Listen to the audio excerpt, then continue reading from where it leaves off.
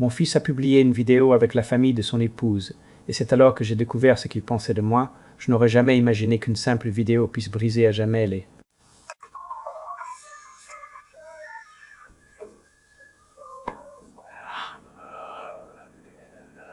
fondations de ma propre famille. Une nuit comme les autres, enveloppé dans le silence de ma maison, je faisais défiler l'écran de mon téléphone sans rien chercher en particulier. Soudain, mon fils était là, souriant aux côtés de son épouse et de sa belle famille. Il riait avec cette aisance de ceux qui n'ont aucun souci, parlant sans retenue. Et c'est alors que j'ai entendu les mots qui m'ont coupé le souffle. Je n'étais pas un père digne de respect. Je n'étais pas non plus un homme qui s'était sacrifié en silence pendant des années pour tout leur donner. Pour eux, j'étais un bon Ariane, un profiteur, un fardeau ingrat dont ils se moquaient tout en profitant d'une vie que j'avais payée sans poser la moindre question. À cet instant précis, quelque chose s'est brisé en moi. Cela n'a fait aucun bruit, mais c'était complètement cassé. Je me suis souvenu de chaque facture que j'avais réglée, de chaque problème que j'avais résolu dans l'ombre, de chaque fois où j'avais reculé pour qu'ils puissent avancer de 2 pas.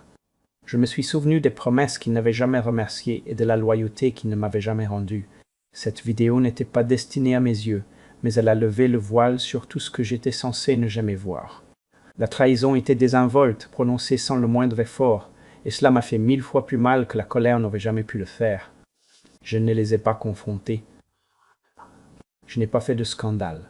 Je suis resté à regarder, à écouter, et j'ai pris une décision qui allait changer le cours de toutes nos vies. Ce qu'ils ignoraient, ce qu'ils ne parvenaient pas à comprendre, c'est que le confort a une source et le silence une limite. Dès cette nuit-là, j'ai commencé à me préparer de manière qu'ils n'auraient jamais pu imaginer, même dans leurs pires cauchemars. Je les ai laissés croire que rien n'avait changé tandis que fil par fil, je décousais la toile qui soutenait leur vie facile.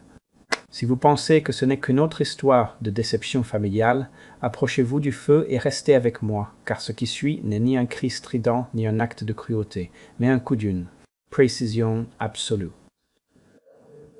Et quand j'aurai terminé, vous comprendrez pourquoi certaines leçons ne s'apprennent que lorsque l'argent cesse de couler et que la vérité n'a plus nulle part où se cacher. Mon nom est Charles Villalobos. J'ai 64 ans. Je suis un ingénieur civil à la retraite qui a passé près de 4 décennies à concevoir des ponts et des passages dénivelés dans toute la Sierra Madre.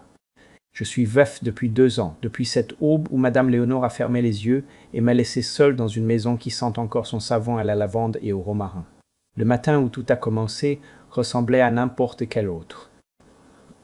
Je me suis réveillé à 6 heures comme à mon habitude et j'ai préparé mon café dans la vieille cafetière en terre cuite que Léonore avait toujours refusé de changer. Elle disait que les nouvelles cafetières donnaient au café un goût de plastique, et à ce jour, je suis incapable d'en acheter une. Je suis resté debout près de la fenêtre de la cuisine, regardant le soleil grimper sur les collines, voyant la vapeur s'élever de ma tasse, sans penser à rien en particulier. C'est l'étrange don du deuil. Après un certain temps, le silence cesse de faire mal et prend simplement la forme de vos journées. J'avais ma routine, et ce sont les routines qui empêchent les hommes comme moi de s'effondrer. Le café du matin, une promenade dans le jardin que Léonore avait planté, où je parle encore à ses rosiers comme si elle pouvait m'entendre. Le petit déjeuner seul à la table en bois que nous avions acheté ensemble il y a 40 ans, et le premier jour de chaque mois, un virement de 40 000 pesos sur le compte de mon fils Daniel. Je n'ai jamais demandé qu'on me remercie. Je n'ai jamais attendu de reconnaissance. Donner est simplement ce que font les parents. Et j'ai toujours cru aveuglément que l'amour était sa propre récompense. Cet après-midi-là, j'ai commis l'erreur d'ouvrir mon téléphone. J'utilise rarement les réseaux sociaux. C'était Léonore qui se chargeait de nous tenir au courant de ces choses. Mais l'épouse de Daniel, Lorraine, l'avait identifié dans une publication et la curiosité m'a emporté. J'ai touché la notification et j'ai attendu que la vidéo se charge. C'était une réunion chez les parents de Lorraine. J'ai reconnu le salon grâce aux photographies, des murs couleur crème, un mobilier très raffiné, des personnes tenant des verres de vin comme s'il s'agissait d'accessoires de mode. La caméra a balayé les visages souriants. J'ai reconnu à moitié les sœurs de Lorraine, son père avec ce sourire de politicien qu'il affichait toujours, et quelques amis dont je n'avais jamais pris la peine d'apprendre les noms. En fond sonore, il y avait de la musique, quelque chose de moderne et de facile à oublier, et c'est alors que j'ai entendu mon nom. La voix de Lorraine a fendu le bruit de la pièce comme une lame à travers le papier. Elle ne parlait pas à la caméra. Elle parlait à quelqu'un hors champ, sans se rendre compte que le téléphone continuait d'enregistrer. « Ah, le beau-père, s'il vous plaît, dit-elle. Et j'entendis le mépris dans son ton, avant même de voir son visage. L'homme est fondamentalement un parasite, un profiteur qui respire aux dépens du futur héritage de Daniel. Tout le salon éclata de rire. Ce n'était pas un rire de courtoisie, ni un rire gêné. C'était un rire authentique, de ceux qui ne jaillissent que lorsque les gens se sentent suffisamment en sécurité pour être cruels. Je vis la mère de Lorraine lever sa coupe dans un toast moqueur. Je vis son père secouer la tête, amusé. Et je vis mon fils, mon unique fils, l'enfant à qui j'avais appris à faire du vélo, que j'avais emmené à l'université, que j'avais vu marcher vers l'hôtel le jour de son mariage. Daniel ne dit rien, il sourit, leva sa coupe et but. Je relançai la vidéo une deuxième fois, puis une troisième. Non pas que je ne pouvais pas croire ce que j'avais entendu. J'avais vécu assez longtemps pour savoir que les gens te surprennent rarement. Ils se révèlent simplement tels qu'ils sont. Je la répétais parce que je voulais mémoriser chaque visage, chaque rire, chaque accord silencieux, selon lequel Charles Villalobos était une blague, un fardeau, un homme qu'il fallait tolérer jusqu'à ce qu'il ait la décence de mourir. Parasite. Le mot résonna dans le creux de ma poitrine. Profiteur. Profiteur, comme si la maison où il vivait n'avait pas été rendue possible grâce à moi, comme si les frais de scolarité de l'école privée de mon petit-fils Thomas se payaient d'eux-mêmes, comme si les chèques que j'avais signés pendant 15 ans étaient apparus par magie, et non grâce à des décennies de ma propre sueur et de mon travail. Je fermai l'application, posai le téléphone sur la table, m'assis dans le fauteuil à bascule de Léonore près de la fenêtre, et regardai la lumière du soir s'estomper sur les montagnes. Je n'appelais pas Daniel. Je n'envoyais pas de message à Lorraine. Je ne fis absolument rien, car pour la première fois de ma vie, je compris qu'il y a des blessures qui ne se guérissent pas avec une conversation. Il y a des trahisons trop absolues pour qu'on puisse leur chercher une explication. La maison était silencieuse. Les rosiers de Léonore se balançaient dans la brise du soir, et quelque part, très profondément en moi, quelque chose qui avait sommeillé pendant 40 ans commença à s'éveiller. J'avais entendu chaque mot avec une clarté sépulcrale. Et pour la première fois en 40 ans de paternité, je ne cherchais pas d'excuses pour pardonner à mon fils. Cette nuit-là, le sommeil refusa de franchir ma porte. Je restai allongé dans l'obscurité de notre chambre, le côté du lit de Léonore encore intact après 2 ans, et je me surpris à compter. Non pas des moutons, non pas des respirations, mais de l'argent. Les mathématiques de la paternité s'additionnaient dans le silence, comme un comptable ajustant une dette que personne n'avait demandé à voir. Cela commença avec les prêts universitaires de Daniel. 900 000 € accumulés sur 4 ans à l'université d'État, avec les intérêts qui augmentaient pendant qu'il cherchait à prendre pied après l'obtention de son diplôme. Il m'appela une nuit, la voix serrée par la honte, et me dit qu'il ne savait pas comment il allait payer tout cela. Je lui dis de ne pas s'inquiéter. Je signai le chèque le lendemain matin et ne mentionnai plus jamais le sujet. C'était en 1998. Daniel avait 23 ans. Lorraine n'était pas encore apparue dans l'histoire, et mon fils m'appelait encore tous les dimanches, juste pour discuter. Puis vint la maison. Daniel et Lorraine étaient mariés depuis 2 ans lorsqu'ils trouvèrent cet endroit dans un lotissement privé. Une maison de style colonial, modeste, mais avec une immense cour, parfaite pour les enfants qu'ils prévoyaient d'avoir. La compte s'élevait à 1,5 million d'euros, et le salaire de Daniel à l'agence de publicité ne suffisait pas. « Nous te le rembourserons, papa, me promit-il, debout dans mon salon, les plans étalés sur la table basse. Chaque centime, je te le jure. » J'acquiesçai, souris et leur virai l'argent cette même semaine.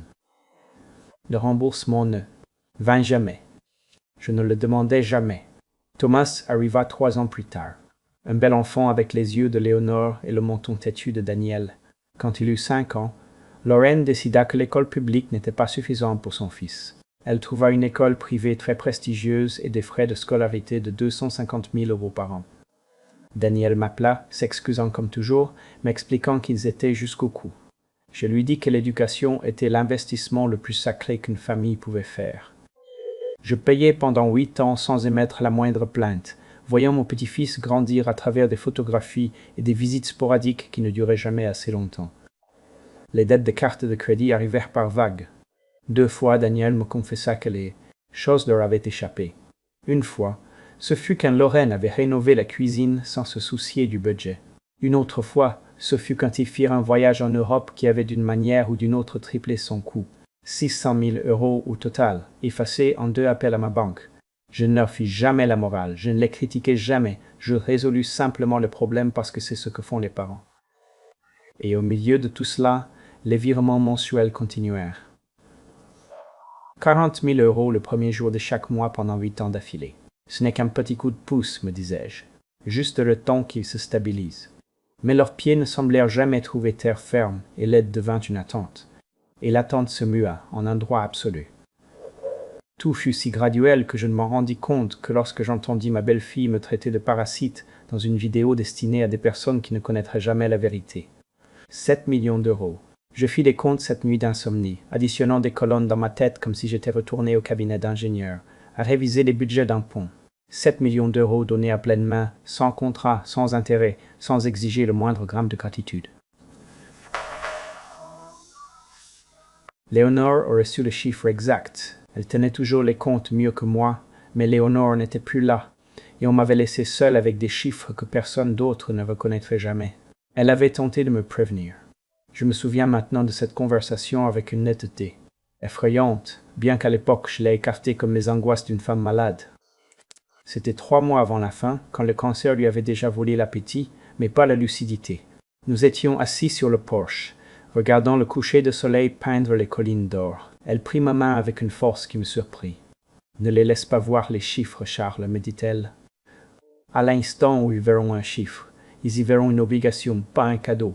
Ils calculeront ce qu'on leur doit au lieu de valoriser ce qu'on leur a donné. » Je lui dis qu'elle était pessimiste. Je lui dis que la famille n'avait pas besoin de comptable. Assia. Je lui dis que l'amour suffisait, que la gratitude naîtrait d'elle-même, que Daniel était notre chair et notre sang, et que Lorraine était son épouse, et que la famille pesait plus lourd que n'importe. Quelle feuille de calcul. Léonore se contenta de me regarder avec ses yeux sages et ne dit pas un mot de plus. Maintenant, allongé dans l'obscurité, je me rappelais autre chose. Durant sa dernière année de vie, Léonore commença à rencontrer en privé Marguerite Cienfuegos, son amie la plus chère de l'université.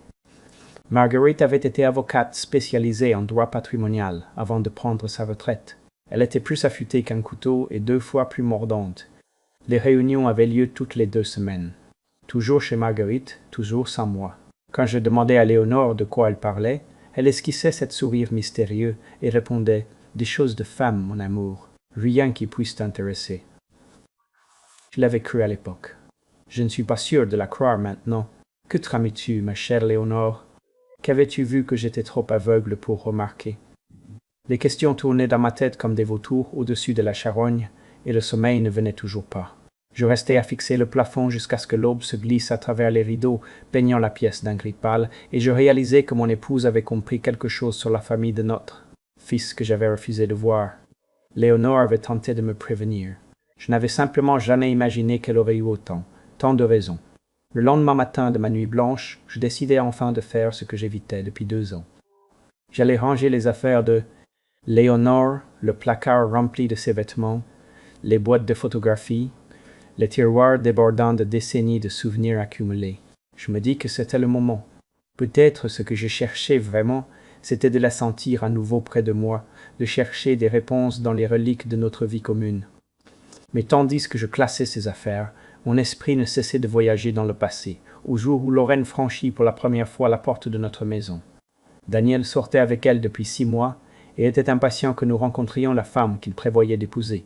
Je me souviens de Léonore me serrant la main, tandis que nous attendions dans le salon, avec une expression indéchiffrable sur le visage. Quand la porte s'ouvrit et que Lorraine entra, je crus comprendre pourquoi mon fils était tombé à ses pieds. Elle était belle, oui, mais c'était bien plus que cela. Lorraine avait le don de vous faire sentir comme la personne la plus importante du monde. Elle loua les talents culinaires de Léonore avec une telle sincérité que mon épouse rougit littéralement. Elle me posa des questions sur mon travail d'ingénieur avec une curiosité authentique, ou ce qui me parut authentique à l'époque. Elle proposa de faire la vaisselle, de débarrasser la table, de s'occuper du moindre détail. « S'il vous plaît, laissez-moi m'en occuper », répétait-elle encore et encore avec un sourire large et chaleureux.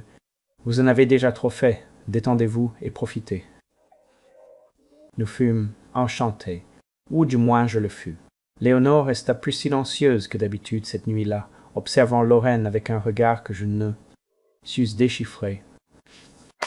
Quand plus tard je lui demandai ce qu'elle en pensait, elle resta en silence un long moment avant de dire « Elle est très lisse, Charles, trop lisse. » Je le pris pour un compliment. J'aurais dû l'entendre comme un avertissement. Le mariage fut magnifique. Les premières années semblèrent assez heureuses, mais à un certain point, la disposition de Lorraine à aider se transforma en quelque chose de complètement différent. Cela se produisit si lentement que je ne le remarquai pas avant que les schémas ne soient déjà figés. Elle commença à gérer le calendrier familial, décidant quand nous pouvions leur rendre visite et pour combien de temps. Noël, chez ses parents, devint obligatoire. Le dîner du réveillon de Noël était censé alterner, mais pour une raison quelconque, notre tour ne semblait jamais arriver. Quand le petit Thomas naquit, je tins pour acquis que nous verrions davantage notre petit-fils, mais ce fut tout le contraire. Où Lorraine contrôlait l'accès à lui comme un garde-frontière, s'abritant derrière les horaires de sieste, les rendez-vous chez le pédiatre et des activités qui ne pouvaient en aucun cas être interrompues. Peut-être le week-end prochain, disait-elle, et le week-end suivant se transformait en le mois suivant, et le mois suivant se dissolvait dans la brume d'une autre année perdue. La condescendance s'infiltra si lentement que je la confondis avec de l'inquiétude. « Oh, mon cher papa, ne t'inquiète pas pour ça, me disait-elle quand je l'interrogeais sur le travail de Daniel ou ses finances. Laisse-moi m'en occuper. Toi, profite juste de ta retraite. » Au début, cela ressemblait à un acte de gentillesse. Puis, les arêtes vives commencèrent à apparaître. « Tu n'es plus aussi agile qu'avant, mon beau-père. Il n'y a pas de quoi avoir honte. Les années ne passent pas en vain. » Elle prononçait chaque commentaire avec ce même sourire, celui qui lui courbait les lèvres, mais n'atteignait jamais ses yeux. Je commençais à craindre ses visites, bien que je n'aurais pas su expliquer pourquoi. Léonore, je m'en rendis compte, avait cessé d'essayer de l'embrasser pour la saluer. Je trouvai le journal dans le tiroir du bas du secrétaire de Léonore, sous un tas de vieilles cartes d'anniversaire et une photographie défraîchie du jour de notre mariage. C'était un carnet simple, relié en cuir, du genre qu'elle utilisait pour noter la liste des courses ou se souvenir de rendez-vous. Mais en l'ouvrant, je me rendis compte que c'était autre chose. Ces pages contenaient ses pensées les plus intimes, écrites de sa calligraphie impeccable, datées et organisées comme les preuves d'un dossier qu'elle montait contre un accusé sans nom. Je tournais les pages, le cœur battant plus vite à chaque feuillet. La plupart étaient des réflexions quotidiennes, des inquiétudes concernant sa santé, des souvenirs de nos premières années ensemble, des notes sur des livres qu'elle voulait lire. Mais alors j'arrivai à une entrée datée de 3 ans avant sa mort, et les mots me glacèrent le sang. « Lorraine n'aime pas Daniel », avait écrit Léonore. « Elle aime ce qu'elle va hériter. » Je l'ai vu calculer chaque interaction, mesurer chaque preuve d'affection contre ce qu'elle pourrait gagner en retour. Charles ne me croira pas si je le lui dis. Prêtre et Voncas, il voit le bien en tout le monde, même quand il n'y a rien de bon à voir. C'est pourquoi je l'aime, mais c'est aussi pourquoi je dois faire quelque chose de mon côté. J'ai parlé avec Marguerite de nos options, des protections légales, des moyens de s'assurer que Charles soit en sécurité quand je partirai. Je ne sais pas encore quelle forme cela prendra, mais je refuse de le laisser sans défense face à cette femme. J'ai lu le paragraphe 3 fois, et chaque mot tombait comme une lourde pierre dans un puits d'eau calme. Léonore avait percé le déguisement de Lorraine des années avant que je n'entrevoie la vérité.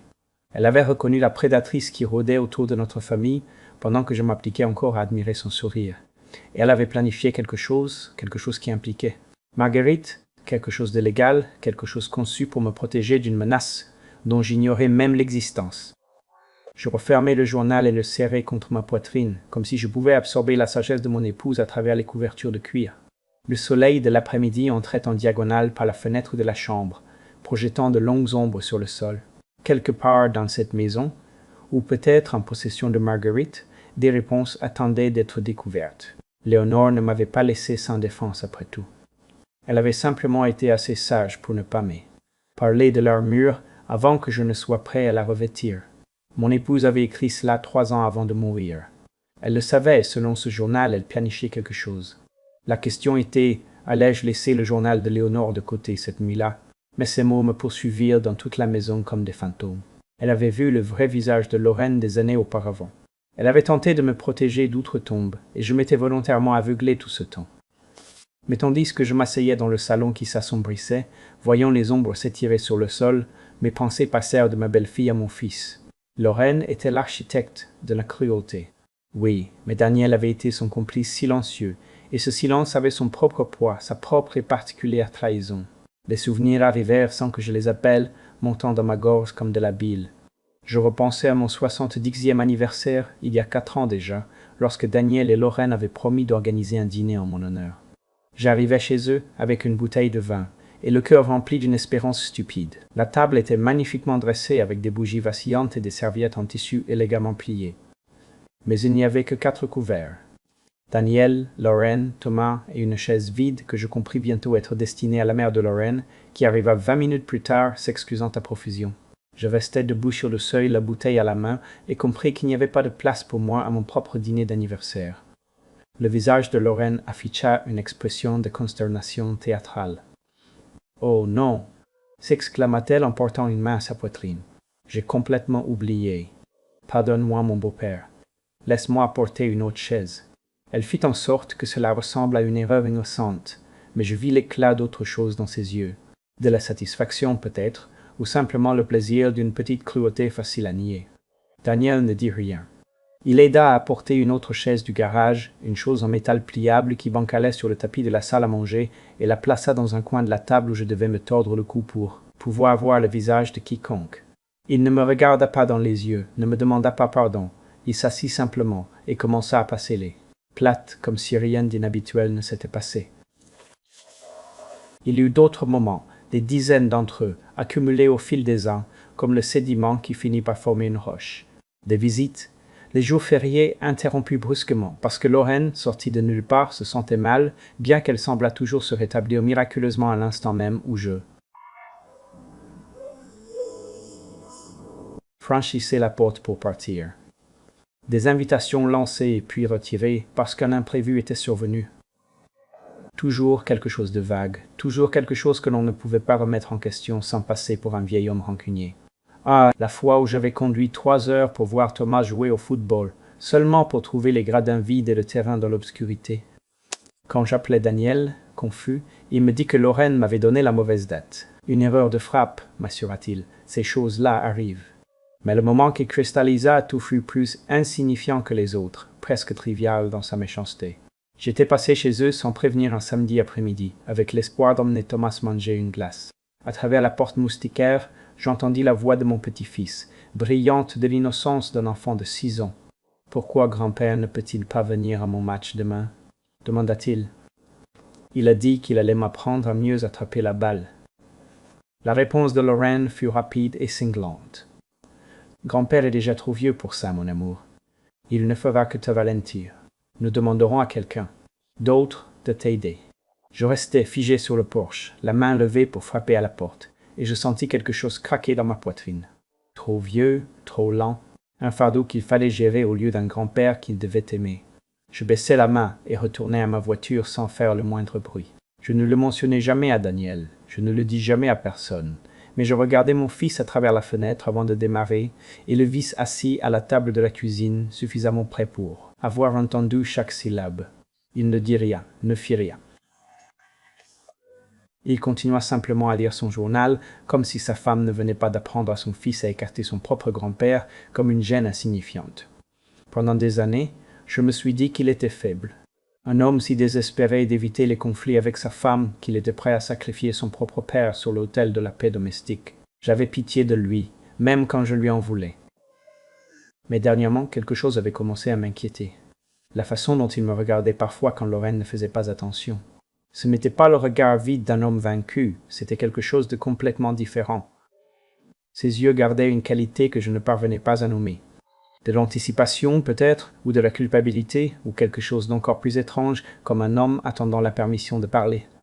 J'avais essayé de déchiffrer cette expression, de comprendre ce qui se cachait derrière le silence prudent de mon fils, mais la réponse m'échappait. Peut-être. N'était-il qu'un lâche, comme je l'avais toujours supposé? Peut-être n'y avait-il rien sous la surface, que l'écho creux d'un homme qui avait choisi le confort plutôt que la conscience.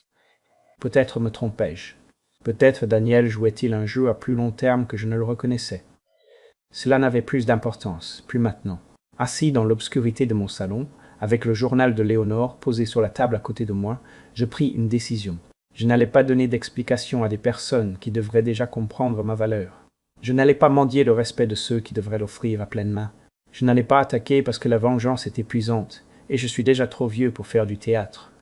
J'allais simplement arrêter.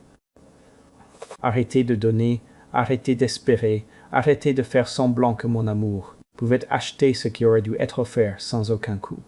L'horloge sur la cheminée faisait tic-tac à un rythme constant. marquant les secondes que je ne récupérerai jamais. Dehors, la nuit dans les montagnes était immense, glaciale et absolument indifférente aux petites tragédies familiales.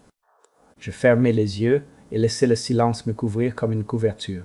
Mon fils était resté silencieux pendant tout ce temps, mais le silence a de nombreuses formes. Il ne me restait plus qu'à découvrir la sienne. La décision d'agir vint en silence, sans fanfare ni cérémonie. Je me réveillai le lendemain de ma résolution avec une clarté que je n'avais pas ressentie depuis des années. Le brouillard du déni s'était dissipé, et à sa place, il y avait quelque chose de plus aiguisé, de plus focalisé. Je n'allais pas faire de grandes annonces ni lancer d'ultimatums. J'allais simplement commencer à tirer sur un petit fil à la fois pour voir combien de temps il leur faudrait pour se rendre compte que le tissu se défaisait. Je commençais par l'assurance automobile. Il y a quelques années, Lorraine m'avait appelé avec une requête enveloppée dans le langage de l'obligation familiale. Les primes d'assurance de sa voiture avaient augmenté, m'avait-elle expliqué, et l'argent était rare. Le salaire de Daniel ne suffisait plus. Cela vous dérangerait-il de couvrir les paiements pendant quelques mois, juste le temps qu'ils se remettent sur pied? La famille s'entraide, m'avait-elle dit, et j'avais entendu le sourire dans sa voix lorsqu'elle m'avait appelé mon beau-père, ce sourire qui tenait pour acquise mon obéissance. J'avais accepté sans hésiter. Les quelques mois s'étaient transformés en 1 an, puis en 2, et 4000 pesos quittaient mon compte chaque mois, avec la régularité d'une horloge suisse. Ce matin-là, j'appelai l'assureur et annulai la police. La demoiselle me demanda si j'étais sûr. Elle me rappela que la couverture serait suspendue immédiatement. Elle m'avertit des conséquences de conduire sans assurance. Je la remerciai de sa préoccupation et confirmai ma décision. Quand je raccrochai le téléphone, je ressentis quelque chose que je n'avais pas éprouvé depuis plus longtemps que je ne pouvais me souvenir. Il me fallut un instant pour identifier la sensation. C'était du soulagement. Le soulagement particulier de lâcher une charge dont on n'avait même pas réalisé qu'on la portait. Je n'appelais pas Daniel pour lui donner des explications. Je n'envoyais pas de message d'avertissement à Lorraine. Je laissais simplement le paiement être rejeté et attendis de voir ce qui se passerait. 3 jours s'écoulèrent dans un silence absolu. Je me consacrai à l'entretien du jardin d'Éléonore. Je me préparai des repas simples. Je lus des livres que je voulais terminer depuis des années. Le calme était presque une paix. Puis mon téléphone vibra avec un message texte et la paix s'évapora comme la rosée du matin. « Papa, il y a un problème avec l'assurance. Peux-tu vérifier? Merci. » Merde. Les mots de Lorraine brillaient sur mon écran, désinvoltes et exigeants dans la même mesure. Il n'y avait pas de salutation. Elle ne s'enquérait pas de ma santé ni de mon état. Juste la certitude absolue que je sauterais pour résoudre son problème, comme je l'avais toujours fait. Je lus le message 2 fois, posai le téléphone face contre terre sur le comptoir de la cuisine et retournai à mon café. 1 heure plus tard, le téléphone vibra de nouveau. « Bonjour, c'est un peu urgent. » Les 2 points d'interrogation transmettaient une irritation mal déguisée en préoccupation. J'imaginais Lorraine regardant son écran, attendant la réponse qui arrivait toujours, devenant de plus en plus furieuse de mon absence. L'image ne me procura aucun plaisir, mais aucune culpabilité non plus. J'avais passé 15 ans à répondre à chaque appel, à résoudre chaque crise, à avaler chaque mépris avec un sourire. Le silence que je lui offrais maintenant n'était pas de la cruauté, c'était simplement le son d'un homme qui avait enfin cessé de se porter volontaire pour sa propre humiliation. Le 3e message arriva cette même nuit, et le ton était passé de l'exigence à l'accusation. Il venait de Daniel. « Tu agis bizarrement. Qu'est-ce qui se passe ?» Je restai longtemps à regarder ces mots. « Tu agis bizarrement. » Pas un « je m'inquiète pour toi », ni un « je veux te parler ». Juste un rapport sur ma bizarrerie, livré sans contexte ni compassion. Je me demandais si mon fils avait vraiment écrit ces mots ou si Lorraine utilisait simplement son téléphone comme une arme. L'une ou l'autre option me déprimait également. J'éteignis le portable et le rangeai dans le tiroir de la console du couloir où il pouvait vibrer, sonner et exiger de l'attention sans perturber ma paix. Puis je me rendis à la chambre et sortis le journal intime de Léonore de sa cachette sous mon oreiller.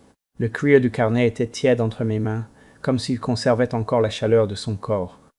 J'avais déjà lu la plupart des entrées, traçant l'évolution de ses pensées, d'une légère inquiétude à une profonde suspicion, et finalement à quelque chose de très proche de la certitude. Mais cette nuit-là, j'ouvris une page que je n'avais pas examinée attentivement, datée d'à peine 2 mois avant que le cancer ne lui vole la voix pour toujours. L'entrée était plus courte que les autres, écrite d'une écriture qui tremblait un peu sur les bords. Je pouvais sentir l'effort. Chaque mot lui avait coûté. C'était la détermination de communiquer quelque chose de vital avant que le temps ne lui manque. Si Charles et ceci avait-il écrit, cela signifie que je suis parti et que tu es enfin prêt à entendre ce que je n'ai pas pu te dire de mon vivant.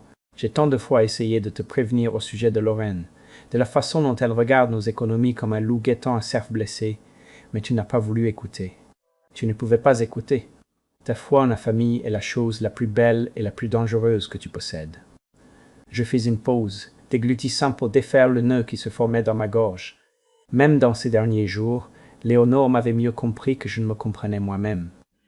L'entrée continuait.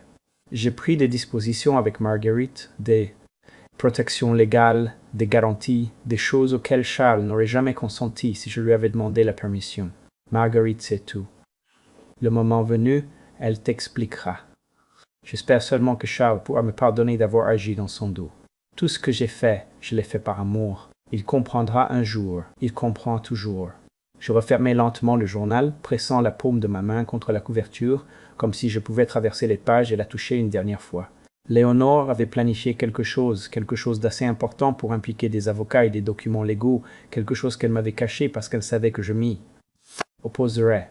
Et Marguerite Cienfuegos, sa plus ancienne amie, détenait toutes les réponses. La maison s'installa autour de moi avec ses craquements et ses soupirs familiers. Dehors, le vent de la montagne murmurait entre les pins, apportant l'odeur de la terre froide. Je pensais appeler Marguerite immédiatement, exiger des explications, mais quelque chose m'en empêcha. Léonore avait écrit que je serais prêt quand le moment serait venu. Peut-être que le moment n'était pas encore tout à fait arrivé. Peut-être avais-je besoin de comprendre la profondeur de la trahison avant de pouvoir apprécier l'ampleur de sa protection. Léonore avait écrit « Marguerite sait tout ». Mais tout sur quoi? Je me rendis chez Marguerite Cienfuegos un mardi matin, alors que le soleil d'automne planait bas sur les collines et que les arbres au bord de la route brillaient comme de l'or contre le verre. Sombre d'épines. Elle vivait dans un modeste bungalow à la périphérie de Monterrey, le genre de maison qui suggère le confort sans une once de prétention. Léonore disait toujours que Marguerite était la personne la plus pragmatique qu'elle connaissait. Une femme qui avait passé 30 ans comme avocate spécialisée en patrimoine et qui avait pris sa retraite avec la sagesse de savoir exactement ce qui comptait dans la vie et ce qui ne comptait pas. Je ne l'avais pas prévenue de ma venue. Une partie de moi craignait que si je l'avertissais, elle ne prépare des réponses évasives et répétées. Mais lorsque je me garais sur le chemin de gravier et que je la vis debout sur le porche avec 2 tasses de café fumant, je réalisai que ma prudence avait été vaine. Marguerite m'attendait. Peut-être m'attendait-elle depuis des années. « Charles, me dit-elle, tandis que je montais les marches. » Sa voix était chaleureuse, mais ne montrait aucune surprise, comme si mon arrivée n'était que le point suivant d'un agenda qu'elle connaissait par cœur. « Léonore a dit que tu viendrais tôt ou tard. » Elle ne savait juste pas quand. Elle me tendit l'une des tasses et désigna une paire de rocking chairs en bois qui faisait face aux montagnes. Je m'assis lourdement, soudain épuisé par le poids des questions que je ne savais comment formuler. Marguerite s'installa dans la chaise voisine, ses cheveux argentés captant la lumière du matin et ses yeux brillants de cette intelligence acérée qui l'avait rendue l'une des avocates les plus respectées de l'État. « Le journal, dit-elle, n'était pas une question. »« J'ai trouvé le journal, confirmai-je. Elle a écrit sur toi, sur des réunions, des protections légales, des choses qu'elle n'a pas pu me dire de son vivant. » Marguerite hocha lentement la tête, enveloppant la tasse de ses 2 mains. « Léonore t'aimait plus que tout au monde, Charles, mais elle te connaissait aussi. Elle savait que tu n'accepterais jamais de prendre certaines précautions si elle était vivante pour en discuter. Tu lui aurais dit qu'elle était paranoïaque, que la famille doit faire confiance à la famille, que Lorraine méritait le bénéfice du doute. » Elle marqua une pause et un sourire triste traversa son visage. « Elle appelait ça ta belle cécité, dit-elle. Cette façon que tu avais de t'obstiner à voir le bien en chacun, même quand les preuves indiquaient le contraire. » Je voulus me défendre, mais les mots moururent dans ma gorge. Léonore avait raison. Je me serais battu avec elle à chaque étape. « Parle-moi de mes finances, dis-je. Dis-moi plutôt ce que Lorraine contrôle réellement. » Marguerite posa son café sur la petite table et se pencha en avant. Son expression devint beaucoup plus professionnelle. « C'est le premier point que nous devons éclaircir. Lorraine croit qu'elle a une influence immense sur ta situation financière. Elle l'a mentionné à plusieurs personnes, y compris à un conseiller financier qu'elle a consulté l'année dernière au sujet de ce qu'elle a appelé la planification successorale familiale. Elle croyait s'être positionnée au centre de tes finances. Et c'est le cas, n'est? Demandai-je. Le sourire de Marguerite s'aiguisa. Pas le moins du monde. Elle se leva, entra dans la maison et revint un instant plus tard avec une épaisse enveloppe Kraft. Elle me la tendit et, en l'ouvrant, je découvris un résumé détaillé de ma vie financière, relevé bancaire, récapitulatif d'investissement, titre de propriété, solde des fonds de retraite. Je reconnus l'écriture de Léonore sur certaines notes en marge et ma poitrine se serra en la voyant. Commençons par les bases, dit Marguerite en se penchant en arrière dans le fauteuil à bascule. Ta maison dans la Sierra, celle que Léonore et toi avez achetée il y a 32 ans, est à ton nom et uniquement à ton nom. Léonore s'en est assurée lorsqu'elle a révisé tes documents il y a 5 ans. Ton portefeuille d'investissement. Environ 8 millions de pesos en fonds indiciels et obligations et dans des comptes dont tu es l'unique titulaire. Tes fonds de retraite, ta pension de la société d'ingénieurs, ta sécurité sociale, tout est à toi. Tout est intouchable pour quiconque d'autre que toi. Je tournai les pages, voyant les chiffres s'estomper devant mes yeux. Mais qu'en est-il du compte joint? Daniel l'a ouvert, il y a des années. Il a dit que cela faciliterait les dépenses familiales. Marguerite hocha la tête. Le compte joint existe, et oui, Lorraine y a accès par l'intermédiaire de Daniel. Mais sais-tu combien d'argent il y a sur ce compte? En cet instant précis, je secouai la tête. 200 000 pesos, dit Marguerite. C'est le compte que Lorraine surveille comme un faucon, celui qu'elle utilise pour suivre tes habitudes de dépenses et juger tes décisions financières. Elle croit surveiller tout ton royaume, Charles, mais en réalité, elle ne garde que la petite caisse. La métaphore me frappa avec une force inattendue. Je pensais à toutes les fois où Lorraine avait fait des commentaires acerbes sur mes dépenses, les observations aiguisées quand je sortais dîner au restaurant, quand j'achetais de nouveaux livres ou quand je faisais des dons à des œuvres de charité. Elle avait audité 200 000 pesos, restant complètement ignorante des millions qui reposaient hors de sa portée. Lorraine se prend pour la propriétaire de la banque, continua Marguerite. Mais en réalité, elle n'est que la caissière. Elle peut voir les petites transactions, se sentir importante en prenant des décisions minuscules. Mais la chambre forte est fermée à clé et elle ne sait même pas que la chambre forte existe. Je refermai l'enveloppe et posai ma main dessus, sentant le poids d'une information que j'aurais dû comprendre il y a des années. Léonore a fait cela, elle a tout restructuré sans rien me dire. Elle t'a protégé, me corrigea Marguerite avec douceur. Il y a une différence. Pendant un long moment, aucun de nous ne parla. La brise de la Sierra apportait l'odeur de pine et de bois de chauffage, et au loin, un faucon traçait des cercles paresseux contre l'immense ciel bleu. Je le vis s'élever dans les courants thermiques, libre et sans effort, et je sentis que quelque chose se relâchait dans ma poitrine. Y a-t-il autre chose? Dis-je. Finalement, le journal mentionnait quelque chose. Que tu gardes, quelque chose que Léonore t'a confié. L'expression de Marguerite vacilla, une ombre brève traversant ses traits toujours sereins. Elle détourna le regard vers les collines, et je remarquai qu'elle serrait la mâchoire de manière presque imperceptible. Léonore m'a confié quelque chose. C'est vrai, elle a admis quelque chose de très important, mais elle m'a fait promettre de ne pas le révéler à moins que certaines conditions ne soient remplies. Quelles conditions? Elle me regarda de nouveau, et dans ses yeux, il y avait un mélange de compassion et de détermination de faire. Je ne peux pas te le dire, Charles. Pas encore. Léonore avait été très précise quant aux circonstances qui devaient déclencher l'étape suivante.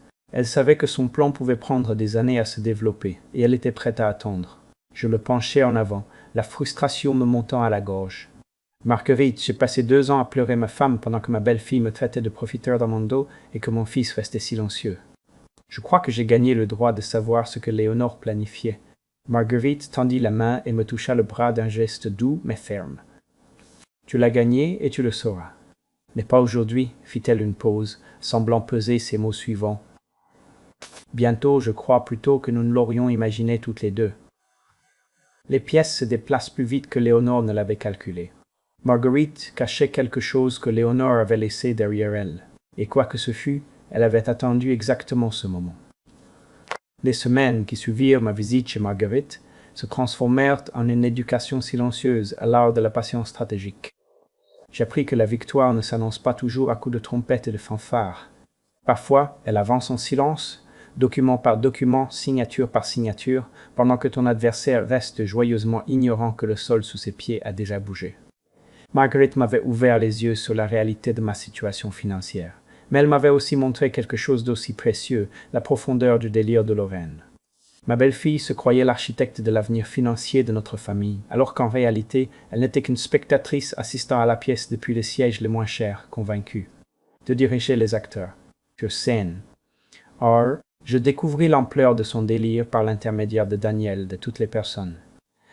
Il m'appela un soir, soi-disant pour prendre de mes nouvelles, et laissa échapper que Lorraine racontait à ses amis qu'elle gérait les affaires de son beau-père, car il commençait à perdre la tête. Ces mots tombèrent comme des pierres dans une mare tranquille, propageant des ondes de colère glaciale dans ma poitrine. Cette femme, qui n'avait jamais gardé un emploi plus de 2 ans, racontait aux gens qu'elle gérait les finances d'un homme qui avait passé 40 ans à calculer des tolérances de charges et des projections budgétaires pour des projets d'infrastructure de millions de dollars. Mais je ne dis rien à Daniel, j'archivais simplement l'information dans ma tête et continuais mon travail avec Marguerite. Nous nous réunissions 2 fois par semaine dans son bungalow, toujours le matin, toujours avec du café fraîchement préparé et des dossiers remplis de documents qui requéraient mon attention. Marguerite abordait la tâche avec la précision méthodique de l'avocate qu'elle avait été pendant 30 ans. Chaque mouvement que nous faisions était légal, documenté et invisible pour quiconque ne cherchait pas spécifiquement. Premièrement, nous avons mis à jour mes désignations de bénéficiaires. La police d'assurance vie qui avait désigné Daniel comme bénéficiaire principal pendant 20 ans fut discrètement modifiée. Les comptes de retraite qui seraient passés directement à mon fils furent restructurés avec de nouvelles contingences. Je n'éliminais pas Daniel complètement. Malgré tout, il restait mon fils. Mais j'ajoutais des couches de protection qui garantiraient que Lorraine ne pourrait jamais toucher un seul centime sans remplir des conditions qui lui seraient impossibles de satisfaire. Ensuite, nous avons changé les mots de passe. Chaque portail bancaire, chaque plateforme d'investissement, chaque compte accessible électroniquement reçut de nouvelles identifiants qui n'existaient que dans ma mémoire et dans une enveloppe. Scellée que Marguerite garda dans le coffre-fort de son bureau. Lorraine avait d'une manière ou d'une autre obtenu mes données d'accès au compte joint il y a des années, probablement par l'intermédiaire de Daniel, et avait surveillé mes mouvements avec zèle, d'une épouse méfiante. Qu'elle regarde, pensais-je, qu'elle voit les petits dépôts et les modestes retraits, et qu'elle continue de croire qu'elle a une vue d'ensemble. Finalement, nous avons consolidé les comptes. Les investissements dispersés que Léonore et moi avions accumulés au fil des décennies furent regroupés dans un seul portefeuille blindé, géré par une firme en laquelle Marguerite avait une confiance aveugle. Les relevés de compte arrivaient à une boîte postale que j'avais louée dans un village voisin, bien loin de toute boîte aux lettres où Lorraine aurait pu glisser la main lors de ses visites. Pendant tout ce processus, je maintenais la façade du vieil homme confus que Lorraine croyait que j'étais. Je répondais à ses messages, textes occasionnels par des politesses vagues. J'acceptais les appels obligés de Daniel avec la patience d'un père qui avait depuis longtemps cessé d'attendre de la substance de son fils. Je ne leur donnais aucune raison de soupçonner que la terre ferme sur laquelle ils marchaient s'effritait un peu plus chaque jour. Alors, Marguerite me présenta la pièce finale de sa stratégie. « J'ai besoin que tu fasses signer ceci à Lorraine, me dit-elle, un matin en glissant une seule feuille de papier sur la table de la cuisine. Le document portait le titre d'autorisation de compte d'investissement et était rempli de ce langage juridique dense qui donne le tournis à la plupart des gens en quelques secondes. Je le pris et le lus en diagonale, mais la terminologie était hors de mon domaine de compétence d'ingénieur. Qu'est-ce que c'est? Le sourire de Marguerite avait une acuité que je ne lui avais jamais vue. À première vue, cela ressemble à une autorisation de routine pour permettre aux membres de la famille de recevoir des informations sur tes comptes d'investissement. Le genre de formulaire que les conseillers financiers envoient tous les 2 ans pour se conformer aux réglementations. Elle marqua une pause, plantant ses yeux dans les miens avec une intention absolue.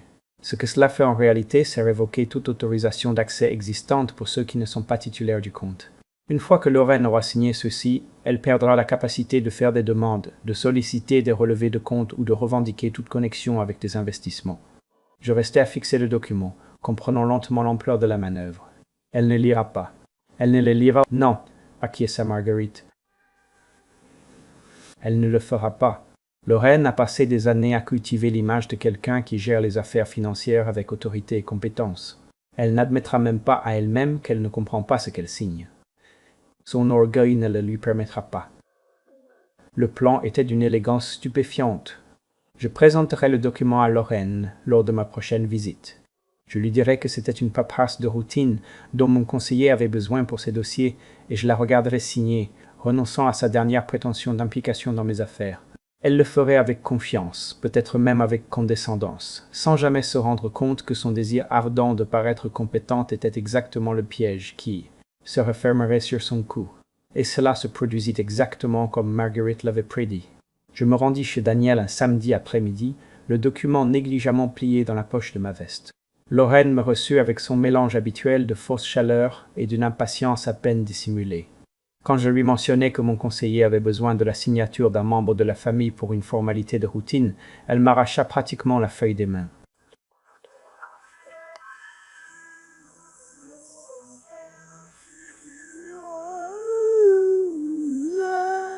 La signature à Sourachi fine. Bien sûr, beau-père, dit-elle en cherchant déjà un stylo.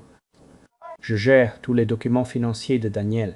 C'est aussi plus facile quand une seule personne contrôle tout. Elle signa sans lire une seule ligne. Je vis sa main se mouvoir sur le papier, confiante, sans hésiter une seconde, et je ne ressentis rien. Ni triomphe, ni satisfaction, ni même le plaisir sombre de la vengeance. Seulement la reconnaissance silencieuse que parfois la justice n'arrive pas avec des éclairs et du tonnerre, mais avec le doux grattement d'un stylo sur le papier. Je la remerciai aimablement. Je rangeai le document dans ma poche et endurai une autre heure de conversation forcée avant d'inventer une excuse pour partir. Tandis que je rentrais chez moi, la lumière de l'automne s'éteignant à l'horizon, j'appelai Marguerite et lui fis part de mon succès. « Elle vient d'être mise à la porte du coffre-fort, observa Marguerite, et elle n'en a pas la moindre idée. » Lorraine croyait qu'elle était en train de gagner. Elle ne se rendit pas compte qu'elle venait de livrer la dernière clé de mon royaume. La première neige de la saison tomba le jour même où le monde, soigneusement construit par Lorraine, commença à se fissurer. J'étais debout près de la fenêtre de la cuisine, regardant les flocons tomber comme de petits messagers du changement, ressentant cette quiétude particulière qui précède toujours la tempête. Je ne savais pas encore ce qui se passait à 60 kilomètres de là chez mon fils, mais d'une certaine manière je le pressentais comme les vieux hauts qui devinent un changement de temps. J'appris les détails plus tard, reconstituant le puzzle à partir de fragments, de conversations à moitié entendues et du message vocal qui allait tout changer. Mais même sans les détails, je pouvais m'imaginer la scène avec une clarté parfaite. Lorraine était devant son ordinateur portable, carte de crédit en main, réservant les vacances qu'elle planifiait depuis des mois. Un voyage aux îles Maldives avait-elle vanté à ses amis. Des bungalows privés sur pilotis au-dessus des eaux cristallines, des soins de spa, des dîners 5 étoiles.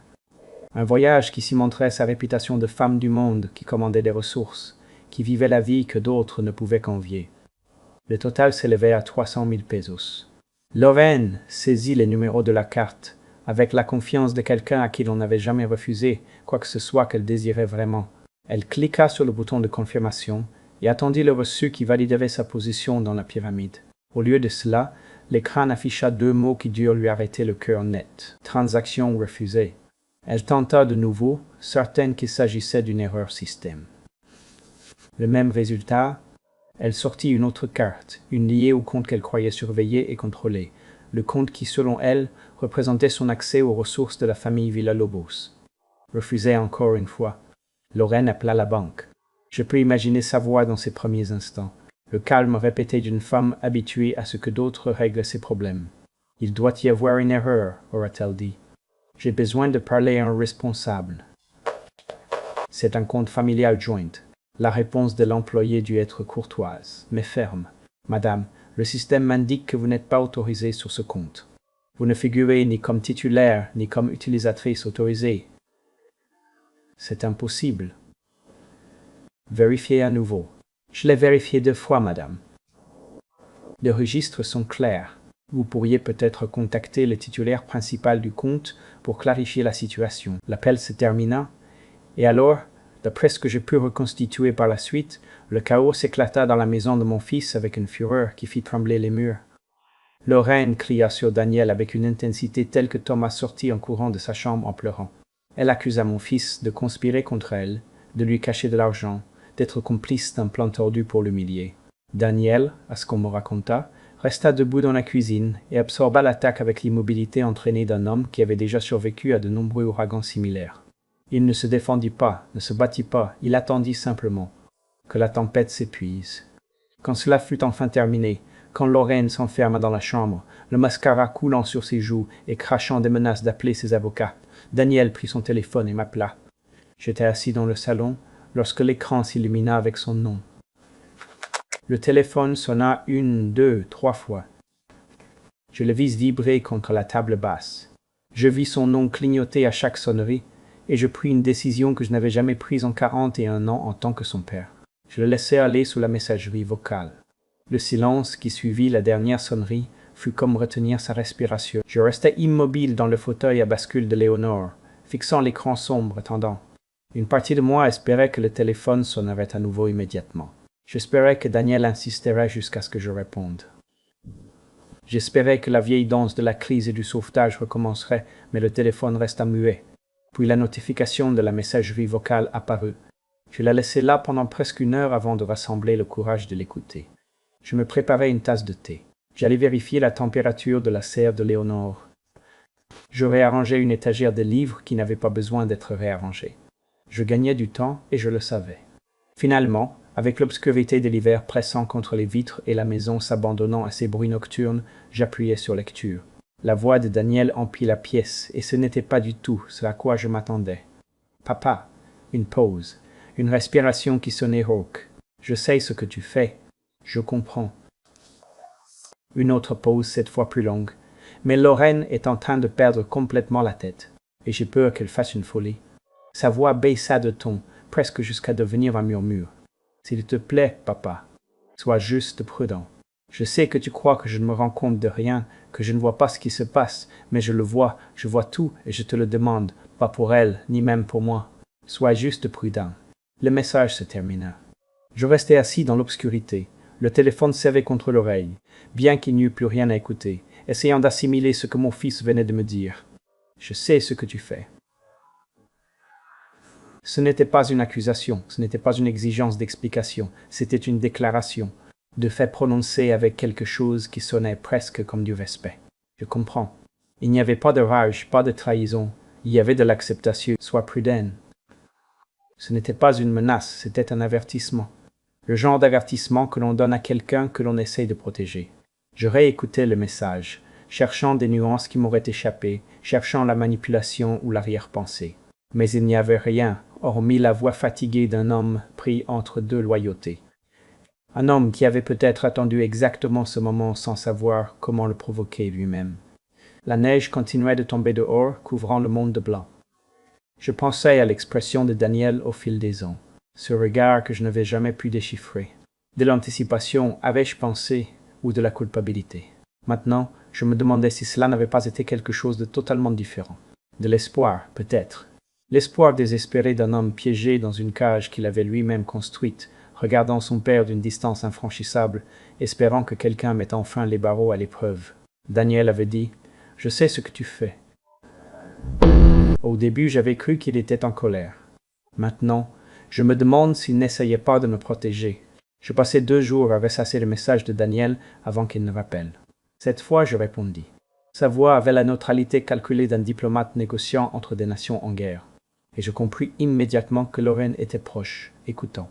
« Papa, nous devons avoir une réunion de famille, me dit-il. Clarifier les choses. Lorraine croit qu'il y a eu un malentendu avec les finances et elle veut s'assurer que nous soyons tous sur la même longueur d'onde. » J'entendis la qualité répétée de ces mots, la façon dont chaque phrase sonnait comme si elle avait été approuvée par un comité, le comité de Lorraine. Je l'imaginais debout derrière lui, les bras croisés, hochant la tête pendant que son mari récitait le scénario qu'elle lui avait écrit. « Non, lui répondis-je. » Le silence à l'autre bout de la ligne s'étira pendant plusieurs secondes. « Il n'y a rien à discuter, Daniel. J'ai pris des décisions concernant mes propres finances parce que je suis dans mon bon droit. Je ne dois d'explication à personne, et encore moins à quelqu'un qui me traite de parasite dans mon dos. » J'entendis un souffle coupé qui n'était pas celui de Daniel. Lorraine écoutait définitivement. « Papa, s'il te plaît, si seulement nous pouvions nous asseoir ensemble. » Ma réponse est non. Je t'aime, mon fils, mais je ne vais pas m'asseoir à une table avec des personnes qui ont déjà décidé qui je suis pour les supplier de me voir tel que je suis vraiment. Ce n'est pas une discussion, c'est un procès où ma sentence a déjà été prononcée. Je raccrochai avant qu'il ne puisse répondre. Ma main tremblait un peu en posant le téléphone sur la table, non pas de peur, mais à cause de l'effort inhabituel de maintenir une limite que je n'avais jamais songé à tracer auparavant. Pendant 40 ans, j'avais été le pacificateur, le médiateur, l'homme qui franchirait n'importe quelle distance et supporterait n'importe quelle indignité pour maintenir l'unité familiale. Mais cet homme enfin était épuisé. Ce qui se produisit ensuite, je l'appris par l'étrange phénomène moderne des réseaux sociaux, où les griefs privés deviennent des spectacles publics et le linge sale de la famille flotte au vent. Merrick, offerte à l'examen de tous, Lorraine, incapable de me contrôler par la manipulation privée, décida de mener sa guerre aux yeux de tous. La publication apparut sur son profil Facebook 2 jours après mon refus. Marguerite m'appela pour me le raconter. Sa voix vibrait d'une colère contenue, tandis qu'elle lisait les mots à voix haute. « C'est si triste quand les parents âgés deviennent manipulateurs et aigris », avait écrit Lorraine. Nous avons tout essayé pour aider grand-père Charles Villalobos, mais son déclin mental l'a rendu paranoïaque et hostile. Si quelqu'un connaît de bonnes ressources pour l'aide aux personnes âgées, veuillez les partager. Nous ne savons plus quoi faire pour le protéger de lui-même. Je restais silencieux pendant que Marguerite finissait de lire, sentant chaque mot atterrir comme une petite blessure précise. Déclin mental, paranoïaque, hostile. Lorraine avait pris chaque trait qui décrivait son propre comportement et me l'avait projeté avec l'arrogance de quelqu'un qui croit contrôler le récit. Elle pariait que sa version de l'histoire deviendrait une vérité absolue, juste parce qu'elle la criait plus fort. « Que veux-tu faire » me demanda Marguerite. « Rien, lui dis-je. Pas encore. » Mais Internet, comme je le découvris, a sa propre façon de rendre justice. En quelques heures, les commentaires sous la publication de Lorraine commencèrent à s'écarter de la compassion qu'elle attendait clairement. Certaines personnes, surtout ses amis du cours de yoga et du club de lecture de sa résidence privée, lui offrirent le soutien qu'elle cherchait. « Oh, mon ami, quelle tristesse que tu aies à gérer cela » écrivait-elle. « Les parents âgés peuvent être si difficiles. Je t'envoie beaucoup de prières. » Mais d'autres me rappelaient d'une autre manière. Une femme nommée Madame Patricia, à qui j'avais appris à pêcher à ses enfants au barrage du village, il y a 20 ans, commenta avec une précision implacable. L'ingénieur Charles Villalobos a construit les jeux du parc de la résidence de ses propres mains. Il a passé 3 week-ends sur ce projet et n'a jamais demandé qu'on le reconnaisse. J'ai beaucoup de mal à faire correspondre cet homme avec ce que vous décrivez. Robert, un ancien collègue de mes années dans l'entreprise de construction, ajouta sa voix. J'ai travaillé avec l'ingénieur Charles pendant 15 ans. Plus rusé qu'un renard et plus honnête que l'or. S'il se montre difficile, je chercherai d'abord à savoir pourquoi avant de supposer que le problème est dans sa tête. Un voisin que je connaissais à peine écrivit quelque chose de très simple. Monsieur Charles a apporté des fleurs à ma mère le jour de sa veillée funèbre. Il ne la connaissait même pas. Il savait juste que je souffrais. Les messages privés commencèrent à m'arriver ce soir-là. Des gens avec qui je n'avais pas parlé depuis des années se frayèrent un chemin à travers l'éther électronique pour m'offrir leur soutien. « Ingénieur, j'ai vu ce que Lorraine a publié, disait un message. Ce n'est pas le Charles Villalobos que je connais. Pas du tout. Un autre disait « Il y a anguille sous roche. Si vous avez besoin de quoi que ce soit, comptez sur moi. » Un troisième d'une femme dont je ne reconnaissais même pas le nom, qui m'avait rencontré une fois lors d'un événement caritatif et qui n'avait jamais oublié ma gentillesse envers son père âgé. « Vous avez passé 1 heure à discuter avec lui de pont, » écrivit-elle. « Mon père en a parlé pendant des semaines. Vous êtes un homme bon.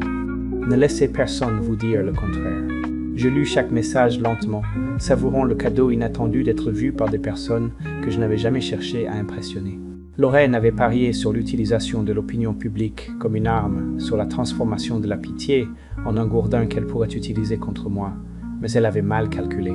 Elle avait supposé que personne ne se souviendrait de l'homme que j'étais avant qu'elle n'entre dans ma vie, que la seule histoire qui importait était celle qu'elle déciderait de raconter. Et elle s'était trompée. Lorraine voulait que l'opinion publique soit son juge. Ce qu'elle ne savait pas, c'est que la vérité n'a pas besoin d'un avocat, elle a juste besoin de témoins.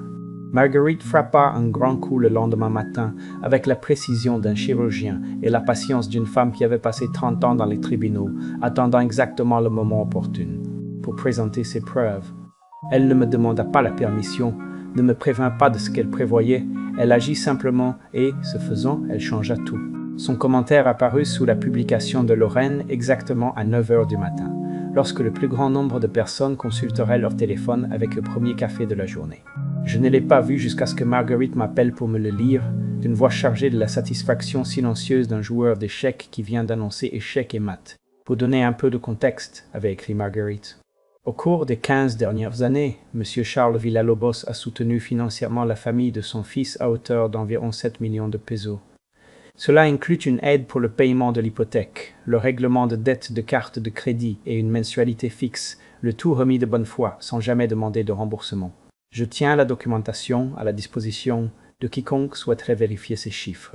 J'ai été l'avocate patrimoniale et l'ami intime de la défunte Léonore Villalobos pendant 40 ans. Et je ne resterai pas les bras croisés à regarder la réputation d'un homme bon être détruite, précisément par ceux qui ont le plus bénéficié de sa générosité. Elle n'a rien joint, n'a accusé personne directement, elle a simplement mis les faits sur la table et laissé les chiffres parler d'eux-mêmes.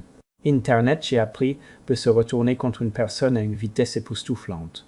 En quelques heures, la publication de Lorraine est passée d'un hôtel de compassion à un peloton d'exécution. Les commentaires se sont multipliés de manière exponentielle, chacun plus venimeux que le précédent. « Attendez, il leur a donné combien d'argent » écrit quelqu'un. Et elle a encore le culot de le traiter de profiteur. Quelqu'un que je ne connaissais pas a fait ses propres calculs. Cela représente près de 40 000 pesos par mois pendant 15 ans. Qui subvenait aux besoins de qui, exactement? Les défenseurs de Lorraine se sont évaporés comme la brume sous les rayons du soleil. Les amis qui lui avaient envoyé des prières et des câlins sont restés silencieuses ou ont complètement supprimé leurs commentaires. Quelques âmes courageuses ont tenté de la défendre en suggérant que les chiffres de Marguerite pouvaient être exagérés, mais elles ont été rapidement noyées par le cœur de scepticisme qui s'était déchaîné contre Lorraine avec la férocité d'une foule. Réalisant qu'elle avait été dupée, Lorraine a supprimé la publication originale à midi. Mais les captures d'écran s'étaient déjà répandues au-delà de son contrôle. Le récit qu'elle avait construit avec tant de soin, l'histoire de la belle fille dévouée, luttant pour gérer un beau-père âgé et déclinant, gisait en ruine. À sa place se dressait une image complètement différente, celle d'une femme qui avait soutiré des millions de pesos au même homme dont elle se moquait maintenant en le traitant d'encombrement. J'ai passé l'après-midi dans un étrange état d'émotion suspendu, ni triomphant ni soulagé. Marguerite avait fait ce qu'il fallait faire, mais voir les secrets de ma famille exposés sur la place publique m'a laissé un vide dans l'estomac au lieu d'un sentiment de revanche. J'ai préparé le dîner sans en sentir le goût. J'ai regardé le journal télévisé sans écouter les nouvelles, et je me suis assis pour attendre ce qui allait suivre. Cela est arrivé à 20 heures avec un coup à la porte de ma maison. J'ai ouvert et j'ai trouvé Daniel debout sur le porche, les épaules couvertes de neige et quelque chose brûlant dans ses yeux que je n'avais jamais vu auparavant. Il avait l'air épuisé, plus vieux que ses 41 ans, mais en même temps d'une certaine manière plus léger, comme si un poids qu'il portait depuis très longtemps avait enfin commencé à disparaître. « Puis-je entrer » m'a-t-il demandé. Je me suis écarté sans dire un mot. Il est passé devant moi vers le salon et j'ai remarqué que ses mains tremblaient un peu. Il a plongé la main dans la poche de son manteau et en a sorti un petit objet, me l'offrant avec la gravité d'un homme qui présente l'épreuve de sa propre défense. C'était une clé housse ordinaire, insignifiante, plus petite que mon pouce. « Papa, a dit Daniel, et sa voix s'est brisée. Cela fait 18 mois que j'enregistre Lorraine. Chaque conversation où elle parlait de toi, chaque chose cruelle qu'elle a dite, chaque plan qu'elle a élaboré, il a dégluti sans détourner les yeux des miens. Je ne suis pas le lâche que tu crois que je suis. » Je montai un dossier pour le divorce. Les mots ont flotté dans l'air entre nous, préconfigurant tout ce que je croyais savoir sur mon fils. « Je voulais te le dire, a-t-il poursuivi, et maintenant les mots sortaient à la hâte. Tant de fois j'ai voulu t'expliquer, mais je ne pouvais pas risquer que Lorraine le découvre avant d'avoir suffisamment de preuves. Les lois de cet État permettent d'enregistrer des conversations si tu en fais partie. Tout ce qui se trouve sur cette clé est légal. Tout est utilisable pour un procès. » Il a laissé échapper un rire amer. Maman aurait apprécié l'ironie. Elle a toujours dit que j'aurais dû étudier le droit. Je regardais la clé USB dans ma main. Ce petit réceptacle en plastique contenait les vérités que je croyais perdues à jamais. 18 mois d'enregistrement. 18 mois de mon fils rassemblant des preuves en silence, alors que je croyais qu'il m'avait abandonné à mon sort. Pourquoi maintenant? Ai-je réussi à demander. L'expression de Daniel s'est adoucie jusqu'à devenir quelque chose qui ressemblait beaucoup à la paix. Parce que tu t'es enfin défendu. Parce que tu m'as montré qu'il était possible de lui tenir tête et de survivre. Il a pris une profonde inspiration. Et parce que maman m'a laissé une lettre, papa. Avant de mourir, elle m'a tout raconté sur la fiducie, sur Marguerite, sur ce qu'elle préparait. Elle m'a dit, quand tu seras prêt à te battre, je veux que tu te battes côte à côte avec ton père. Léonore, même depuis l'au-delà, continuait d'orchestrer notre salut. La clé USB était plus petite que mon pouce, mais elle contenait 18 mois d'une vérité que je croyais ne jamais entendre. Nous nous sommes assis à la table de la cuisine, la même table où Léonore et moi avions partagé 40 ans de cafés matinaux et de conversations nocturnes, et Daniel m'a tout raconté. La clé USB reposait entre nous, comme un pont traversant la distance qui était devenue si vaste que j'en étais venu à la croire infranchissable. Dehors, la neige continuait de tomber, enveloppant le monde dans un silence blanc, tandis que mon fils libérait enfin les mots qu'il avait gardés en lui pendant des années. Cela a commencé aux funérailles de maman, a-t-il dit d'une voix basse et ferme. Après l'inhumation, quand tout le monde présentait ses condoléances, je suis allé chercher Lorraine. Elle était dans le couloir, devant les toilettes, en train de parler au téléphone avec sa mère. Elle ne s'est pas rendue compte que j'étais là. Il a marqué une pause et j'ai vu sa mâchoire se serrer en se remémorant. Elle a dit « Au moins maintenant, il y a une personne de moins entre nous et l'argent. » Ce furent ses mots exacts. Papa, debout dans l'église où nous venions de dire adieu à ma mère. Et c'était la seule chose à laquelle elle pensait. Pas à la douleur, pas à la perte, seulement à l'héritage qu'elle croyait lui tomber du ciel. Je sentis un froid profond s'installer dans ma poitrine. Je savais que Lorraine était calculatrice. Je soupçonnais ses motivations depuis des années. Mais entendre cela, savoir qu'elle avait prononcé ces mots, alors que le corps de Léonore n'était pas encore froid, a transformé le soupçon en une certitude si catégorique qu'elle ne laissait aucune place au doute. J'ai voulu l'affronter à cet instant précis, a poursuivi Daniel. Mais quand j'ai essayé d'aborder le sujet du divorce quelques semaines plus tard, elle a changé. La femme que j'avais épousée avait disparu et quelqu'un d'autre avait pris sa place. Ses mains se sont serrées en poing sur la table. Elle m'a dit que si jamais j'essayais de la quitter, elle amènerait Thomas et s'assurerait que je ne le reverrais plus jamais. Elle a dit qu'elle dirait à tout le monde que j'étais instable, que je la maltraitais psychologiquement, qu'elle craignait pour sa vie. Elle avait tout planifié, papa. Chaque mouvement, chaque accusation. Elle préparait sa stratégie de sortie depuis des années, au cas où elle en aurait besoin un jour. Et c'est pour ça que tu es resté, ai-je dit. Je suis resté et j'ai commencé à enregistrer.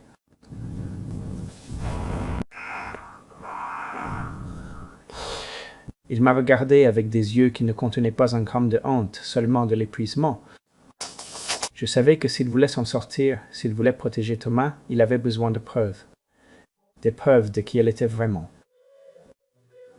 La loi m'autorisait à enregistrer les conversations auxquelles je participais, alors j'ai commencé à tout documenter.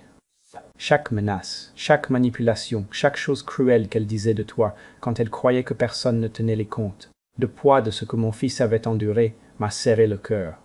Mon fils, que j'avais jugé faible, avait mené une guerre en silence pendant 18 mois.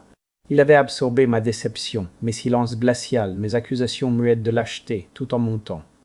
Le dossier qui, au final, nous libérerait tous les deux. Y a-t-il autre chose? A dit Daniel. Il a de nouveau plongé la main dans son manteau et en a sorti un papier plié, usé au pied d'avoir été tant de fois ouvert et refermé. Maman m'a laissé une lettre. Elle l'avait cachée à l'intérieur d'un exemplaire de Pedro Páramo dans ma bibliothèque. Elle savait que c'était le seul livre que Lorraine ne toucherait jamais. Il a déplié le papier avec la révérence attentive d'un homme manipulant un texte sacré et a commencé à lire à voix haute « Léonore, la jalousie de Lorraine. Je l'ai toujours su. Une mère voit des choses que l'amour d'un père l'empêche parfois de voir. Je l'ai vu calculer chaque marque d'affection, mesurer chaque cadeau en fonction de ce qu'elle pourrait en tirer. Et je t'ai vu souffrir en silence parce que tu crois qu'il n'y a pas d'issue. » La voix de Daniel a tremblé, mais elle est restée ferme. « Tu n'es pas piégé, mon enfant. C'est juste que tu ne parviens pas encore à voir la porte. Comme tu seras prête à te battre, je veux que tu saches que j'ai laissé des outils pour toi et pour ton père. Cherche Marguerite. Elle t'expliquera tout. Et quand le moment sera venu, tiens-toi aux côtés de ton père, comme je sais que tu désires le faire. Il aura besoin de toi et tu auras besoin de lui. Je vous aime tous les deux plus que les mots ne peuvent l'exprimer. Sois courageux, maman. » Le papier tremblait entre ses mains quand il a fini de lire. Je suis resté à regarder mon fils, voyant les larmes qu'il n'essayait plus de cacher, et je sentis que les derniers murs qui nous séparaient tombaient en poussière. Léonore le savait. Léonore avait tout planifié. Elle avait écrit des lettres pour nous deux, semant des graines de résistance qui ne fleuriraient que lorsque nous serions prêts à les recevoir. Mon épouse, même depuis la mort, avait orchestré notre salut avec la patience et la précision d'une femme qui comprenait que certaines batailles prennent des années à gagner. Je me suis levé de ma chaise. Daniel leva les yeux vers moi, incertain, vulnérable d'une manière que je ne lui avais pas vue depuis qu'il était un petit garçon et qu'il avait peur des orages. J'ai franchi la distance qui nous séparait et tournant le dos à ma propre fierté, j'ai fait quelque chose que je n'avais pas fait depuis son enfance. J'ai attiré mon fils contre moi et l'ai serré dans mes bras avec toute la force qui me restait. « Tu n'as jamais été faible, lui ai-je dit d'une voix rauque d'émotion. Tu attendais juste, comme ta mère te l'avait appris. » Les épaules de Daniel ont tremblé contre ma poitrine.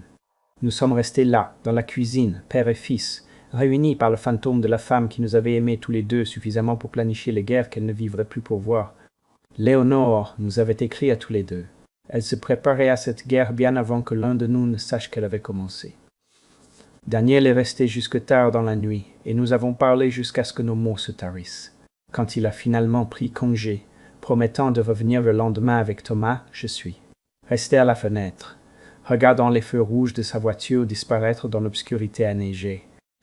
Pour la première fois depuis des années, j'ai ressenti quelque chose dont j'avais presque oublié l'existence. L'espoir. Mon fils m'était revenu. Quoi qu'il arrive désormais, nous l'affronterions ensemble. Mais je savais que Lorraine n'allait pas rester les bras croisés. Les femmes comme elle ne s'abandonnent pas en silence. Elle redouble la mise.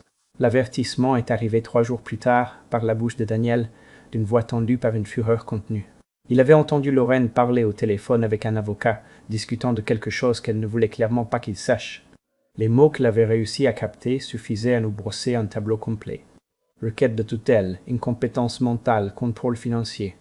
« Elle va essayer de te faire déclarer mentalement incapable, m'a dit Daniel. Elle croit que si elle parvient à faire dire à un juge que tu ne peux pas gérer tes propres affaires, elle pourra prendre le contrôle de tout. Elle ne sait rien du fonds fiduciaire, papa. Elle continue de croire que ton argent est à portée de main. Je l'ai remerciée de l'avertissement et j'ai appelé Marguerite immédiatement. En l'espace d'1 heure, nous avions déjà un plan. Le lendemain matin, j'ai conduit jusqu'à Monterrey et j'ai subi une évaluation cognitive exhaustive administrée par le docteur Richard Montt, un neuropsychologue avec qui Marguerite travaillait depuis des décennies. Pendant 3 heures, j'ai répondu à des questions, résolu des énigmes, mémorisé des listes de mots et démontré ma capacité absolue à gérer des décisions financières complexes. Le docteur Montt a été méticuleux, professionnel et complètement implacable dans son examen.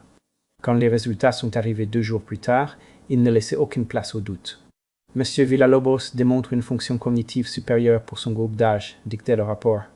Le test ne révèle aucune détérioration de la mémoire, de la fonction exécutive, du raisonnement ou du jugement. Le sujet fait preuve d'une aptitude mathématique exceptionnelle et tient des registres détaillés et précis de ses affaires financières.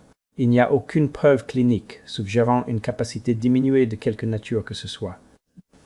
Marguerite a présenté l'évaluation au tribunal ce même après-midi, accompagnée d'une déclaration préventive de mon médecin traitant confirmant mon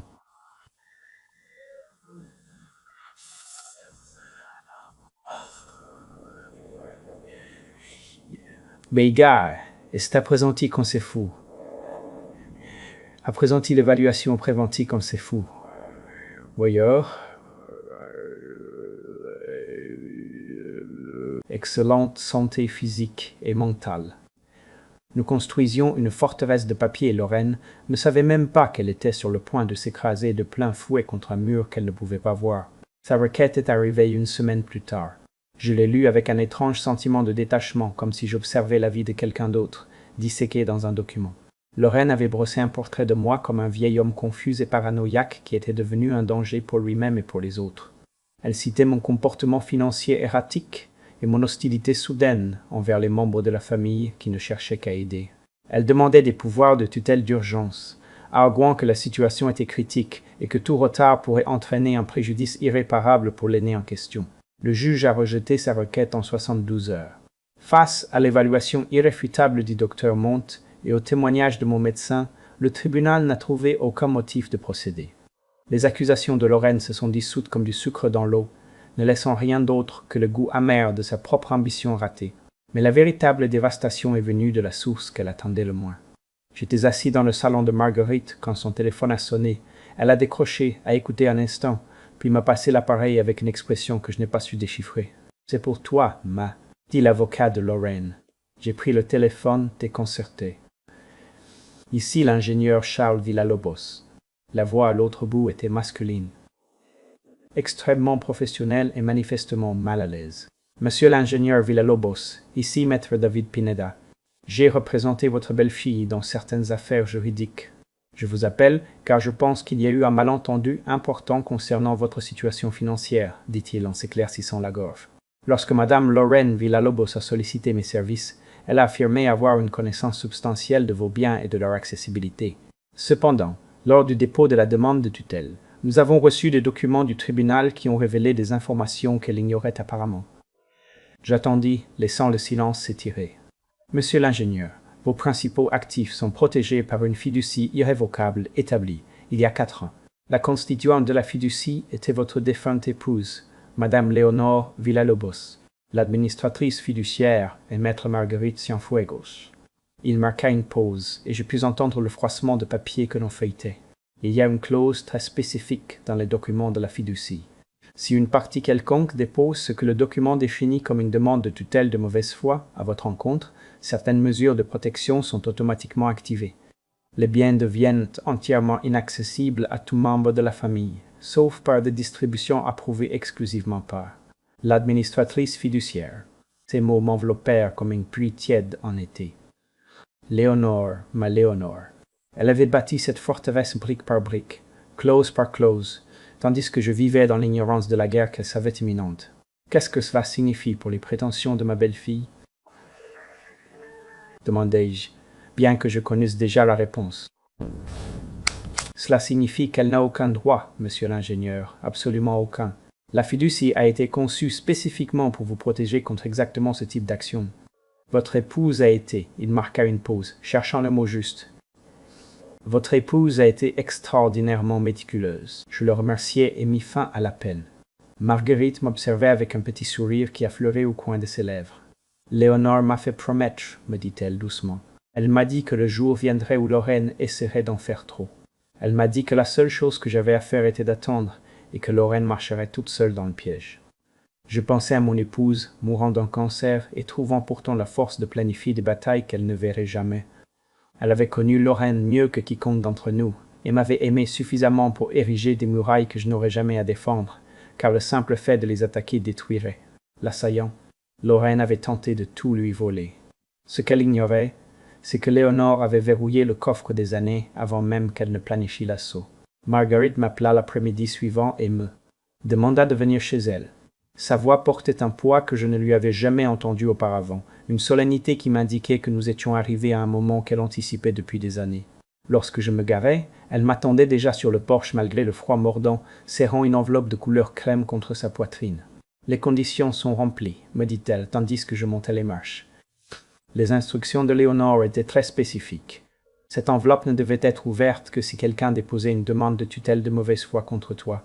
Elle tendit les mains, m'offrant l'enveloppe comme un prêtre qui donne un sacrement. « C'est l'heure, Charles. » Nous entrâmes dans la maison, et je m'assis à la table de sa cuisine, tandis qu'elle préparait un thé qu'aucun d'eux. Nous deux n'allaient boire. L'enveloppe semblait plus lourde que le papier et l'encre. Elle semblait chargée de secrets, d'amour et du fantôme d'une femme qui m'avait compris mieux que je ne m'étais jamais compris moi-même. Mon nom était écrit sur le devant avec la calligraphie élégante de Léonore, bien que les lettres tremblassent légèrement à cause de la maladie qui la consumait déjà lorsqu'elle les traça. Je rompis le sceau avec précaution, comme si l'enveloppe elle-même était une relique, et en sortis 2 documents. Le premier était une épaisse liasse de papiers légaux. Les documents de la fiducie que Marguerite avait mentionnés. Je les mis de côté pour les examiner plus tard. Le second était une lettre, 3 pages de l'écriture de Léonore, et je la lus immédiatement avec avidité, désespéré d'entendre sa voix. Une fois de plus. « Mon très cher Charles, » commençait-elle, et je pouvais l'entendre prononcer les mots. Je pouvais la voir assise à son bureau dans la chambre que nous avions partagée pendant 4 décennies. « Si tu lis ceci, alors j'avais raison à leur sujet, et je le regrette plus que tu ne peux l'imaginer. Je ne regrette pas d'avoir préparé tout cela, mais il me fait mal que cela ait été nécessaire. Je regrette que notre fils ait épousé une femme qui t'a vu comme un obstacle plutôt que comme un père. Je regrette de ne pas avoir pu te dire de mon vivant ce que je savais être la vérité. Je fis une pause, m'agrippant à la table pour supporter la marée d'émotions qui montait dans ma poitrine. Tu les aurais défendus, continuait la lettre. Tu aurais cherché des excuses. Tu aurais vu de la bonté là où il n'y en avait pas une once. Tu aurais trouvé des raisons de pardonner ce qui n'aurait jamais dû être toléré. C'est comme ça que tu es, Charles. C'est pour ça que je suis tombée amoureuse de toi il y a 50 ans, et c'est pour ça que je t'aime toujours. Ta foi en les gens est la chose la plus belle et la plus dangereuse que tu possèdes. J'avais raison. J'aurais lutté contre elle à chaque étape. J'aurais insisté sur le fait que Lorraine méritait une autre chance, que la loyauté familiale exigeait patience et grâce. J'aurais eu tort et Léonore le savait. J'ai donc fait ce que je devais faire en secret. Marguerite m'a aidé à établir la fiducie en utilisant l'héritage de mes parents, cet argent qui a toujours été exclusivement le mien. Le mien, je l'ai nommée administratrice, parce que je savais que tu ne soupçonnerais jamais que la meilleure amie de ta femme complotait dans ton dos. J'ai presque pu voir Léonore sourire en écrivant ces mots. Les clauses sont simples, mais absolues. Si quelqu'un tentait un jour de te déclarer incompétent par pure avidité et non par une préoccupation sincère, la fiducie protégerait tout ce que j'ai placé sous sa garde. Ils ne peuvent pas y toucher, ils ne peuvent pas le réclamer, ils ne peuvent pas utiliser la loi pour voler ce que tu as mis toute une vie à gagner. Je suis passé à la 2e page, la vue se brouillant sur les bords. Je ne voulais pas te contrôler, mon amour. Je voulais te rattraper si tu tombais. Je voulais tisser un filet sous le fil de fer sur lequel je savais que tu marcherais un jour quand je ne serai plus là pour te tenir la main. Tu as toujours été trop généreux, trop confiant, trop enclin à donner jusqu'à te vider. Je ne pouvais pas changer qui tu es. Je pouvais seulement m'assurer que ta propre bonté ne finirait pas par te détruire. La 3e page était plus courte, l'écriture plus irrégulière, comme si elle l'avait écrite un jour où la douleur était particulièrement féroce. Quand tu auras fini de lire ceci, tu seras en colère contre moi. Tu te sentiras trahi, manipulé, traité comme un enfant à qui on ne peut pas faire confiance avec la vérité, et tu auras toutes les raisons de te sentir ainsi. Je t'ai gardé des secrets, Charles. De très grands secrets. Je les ai justifiés au nom de l'amour, mais ce ne sont pas moins des secrets. Je n'étais pas en colère. J'étais incapable de trouver le moindre espace pour la colère, sous le poids écrasant de ce qu'elle avait fait pour moi. Mais si j'ai bien fait cela, si Marguerite a suivi mes instructions, et si Daniel a trouvé son courage, et que tu as enfin commencé à te défendre, alors peut-être comprendras-tu. Peut-être ne pardonneras-tu. Peut-être regarderas-tu notre vie ensemble et ne verras-tu pas les secrets que je t'ai gardés, mais l'amour immense qui les a rendus nécessaires. Elle signa la lettre de 3 mots qui me brisèrent quelque chose dans la poitrine et le réassemblèrent. Tienne pour toujours, Léonore. Je restai assis seul dans la cuisine de Marguerite, tandis que le soleil d'hiver s'éteignait et que les ombres s'allongeaient sur le sol. Je lus la lettre de Léonore 1, 2, 5 fois, jusqu'à ce que les mots s'impriment dans ma mémoire comme des inscriptions dans la pierre. Elle l'avait su. Elle s'était préparée. Elle avait construit des fortifications autour de ma vie, pendant que je restais aveugle au siège imminent, et elle avait tout fait parce qu'elle m'aimait trop pour rester assise à regarder ma propre noblesse me détruire. Alors les larmes vinrent, les premières que je versai depuis l'aube où je l'avais trouvée froide et immobile à mes côtés. Mais ce n'étaient pas les larmes de deuil que j'attendais. C'étaient des larmes de gratitude, d'émerveillement, d'un amour si profond qu'il avait traversé la frontière de la mort pour tenir ses promesses. Mon épouse m'avait aimé suffisamment pour se préparer au jour où l'on me trahirait. C'est un genre d'amour que la plupart des gens n'expérimentent jamais. Les semaines qui suivirent la lettre de Léonore furent remplies par la machinerie de la justice, broyant lentement, mais inexorablement. Lorraine retira sa demande de tutelle le lendemain du jour où son avocat lui expliqua l'étendue absolue des protections de la fiducie, mais elle le regretta trop tard pour défaire ce qu'elle avait déjà mis en marche. Il y a des portes qui, une fois ouvertes, ne peuvent plus être refermées. Il y a des conséquences qui, une fois déclenchées, doivent suivre leur cours jusqu'au bout. Daniel demanda le divorce par un matin de janvier glacial, entrant au tribunal avec une chemise de documents et la clé USB qui contenait 18 mois de vérité enregistrée. Je lui proposai de l'accompagner, mais il secoua la tête. « C'est quelque chose que je dois faire seul, papa, pour Thomas et pour moi. » Je le vis s'éloigner, ce fils que j'avais si longtemps mal jugé, et je sentis une fierté qui me remplit les yeux de larmes. Les enregistrements se révélèrent dévastateurs. L'avocat de Daniel les fit écouter au juge pendant l'audience préliminaire de garde, et on me raconta après que la salle entière s'était plongée dans un silence sépulcral. La voix de Lorraine emplit l'espace, acérée et calculatrice, Discutons de plans qui dépouillaient toute façade de préoccupations maternelles. Le fonds pour l'université de Thomas, il est là à ne plus prendre la poussière, avait-elle dit dans l'un des enregistrements, sans savoir que le téléphone de son époux captait chaque syllabe. Si les choses tournent mal, je peux retirer cet argent et l'utiliser pour repartir de zéro à Tulum. Il est assez petit pour ne se souvenir de rien de tout cela quand il sera grand. Dans un autre enregistrement, elle riait aux éclats avec sa mère à propos de ma santé. Le vieil homme ne peut pas durer éternellement, disait Lorraine. C'est essentiellement un distributeur automatique de billets sur le point d'expirer. Nous n'avons qu'à nous asseoir et à attendre. Un distributeur automatique de billets sur le point d'expirer. Les mots se répandirent dans la ville comme une traînée de poudre une fois que les documents du tribunal furent rendus publics. Les personnes qui avaient autrefois cru à la charmante façade de Lorraine la voyaient maintenant avec une clarté totale, peut-être pour la première fois. La compassion qu'elle avait cultivée avec tant de soin s'évapora, remplacée par le dégoût particulier réservé à ceux qui profitent des personnes âgées et vulnérables. Le juge accorda à Daniel la garde principale de Thomas, citant les enregistrements comme preuve irréfutable des tendances manipulatrices de Lorraine et de son irresponsabilité financière. Le jugement indiquait qu'une mère prête à vider le fonds universitaire de son fils pour son propre bénéfice personnel ne faisait pas preuve du discernement nécessaire pour être la principale, responsable. Lorraine se vit accorder des visites supervisées tous les 2 week-ends, un horaire qui reflétait la profonde préoccupation du tribunal quant à son influence sur un enfant de 8 ans si influençable. Ses parents réagirent avec la rapidité de ceux qui sont désespérés de se démarquer d'un scandale. La même mère qui avait ri aux éclats en disant que j'étais un distributeur automatique de billets cessa soudainement de répondre aux appels de Lorraine. Le père, le même qui avait levé son verre dans cette vidéo qui avait tout déclenché, retira discrètement sa fille du conseil d'administration de l'entreprise familiale.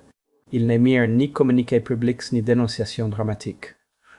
Ils s'éloignèrent simplement, refermant leur cercle de protection, jusqu'à ce que Lorraine se retrouve debout, complètement seule, à l'extérieur. J'observais sa chute de loin. Je ne ressentis aucun plaisir à sa souffrance, mais je ne ressentis pas non plus l'obligation de l'éviter.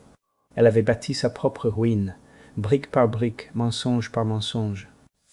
Je n'étais qu'un témoin de l'architecture de conséquences qu'elle avait elle-même conçue sans se rendre compte de ce qu'elle érigeait. L'appel arriva une nuit de février, alors que la neige recouvrait la terre et que l'obscurité tombait tôt sur la montagne. J'étais en train de lire dans le fauteuil à bascule de Léonore avec une tasse de thé qui refroidissait à mes côtés lorsque le nom de Lorraine apparut sur l'écran. Je fus sur le point de ne pas répondre, mais quelque chose me fit décrocher. Peut-être une dernière curiosité de savoir ce qu'il lui restait à dire. Beau papa. Sa voix était plus petite que je ne l'avais jamais entendue, dépouillée de l'arrogance qu'il avait définie depuis le jour où je l'avais rencontré. S'il te plaît, papa, pouvons-nous parler? Je ne dis rien, attendant. Je sais que j'ai commis des erreurs, continua-t-elle, lâchant les mots d'un coup. De très grosses erreurs. Je me suis trompé sur énormément de choses et je suis désolé. Vraiment, je suis tellement désolé. Maintenant, elle pleurait et ses sanglots ponctuaient chaque phrase. Mais tout le monde mérite une seconde chance. Je suis la mère de Thomas. Je suis l'épouse de Daniel. Je fais partie de cette famille. S'il te plaît, papa, aide-moi à arranger ça. Aide-moi à ce que tout redevienne normal. J'entendis ses larmes. J'entendis les supplications désespérées d'une femme qui avait enfin touché un fond qu'elle n'avait jamais cru exister. Une partie de moi, celle que Léonore aimait et pour laquelle elle se souciait à part égale, voulut lui offrir du réconfort. Elle voulut chercher les mots qui apaiseraient sa douleur et restaureraient une certaine version de la paix. Mais alors je pensais à la vidéo, je pensais aux commentaires dédaigneux et aux rires qui s'ensuivirent. Je pensais à 15 ans de condescendance et de contrôle. Je pensais au fonds universitaire de Thomas, au distributeur automatique de billets sur le point d'expirer et à chaque petite cruauté qu'elle avait infligée tout en souriant. Ce sourire qui n'atteignait jamais ses yeux. « Lorraine, lui dis-je d'une voix très basse, tu as eu 15 ans d'opportunité, 15 ans pour me traiter avec la plus élémentaire des décences humaines, 15 ans pour être l'épouse que mon fils méritait et la mère dont Thomas avait besoin. » Je fis une pause, laissant les mots tomber de tout leur poids.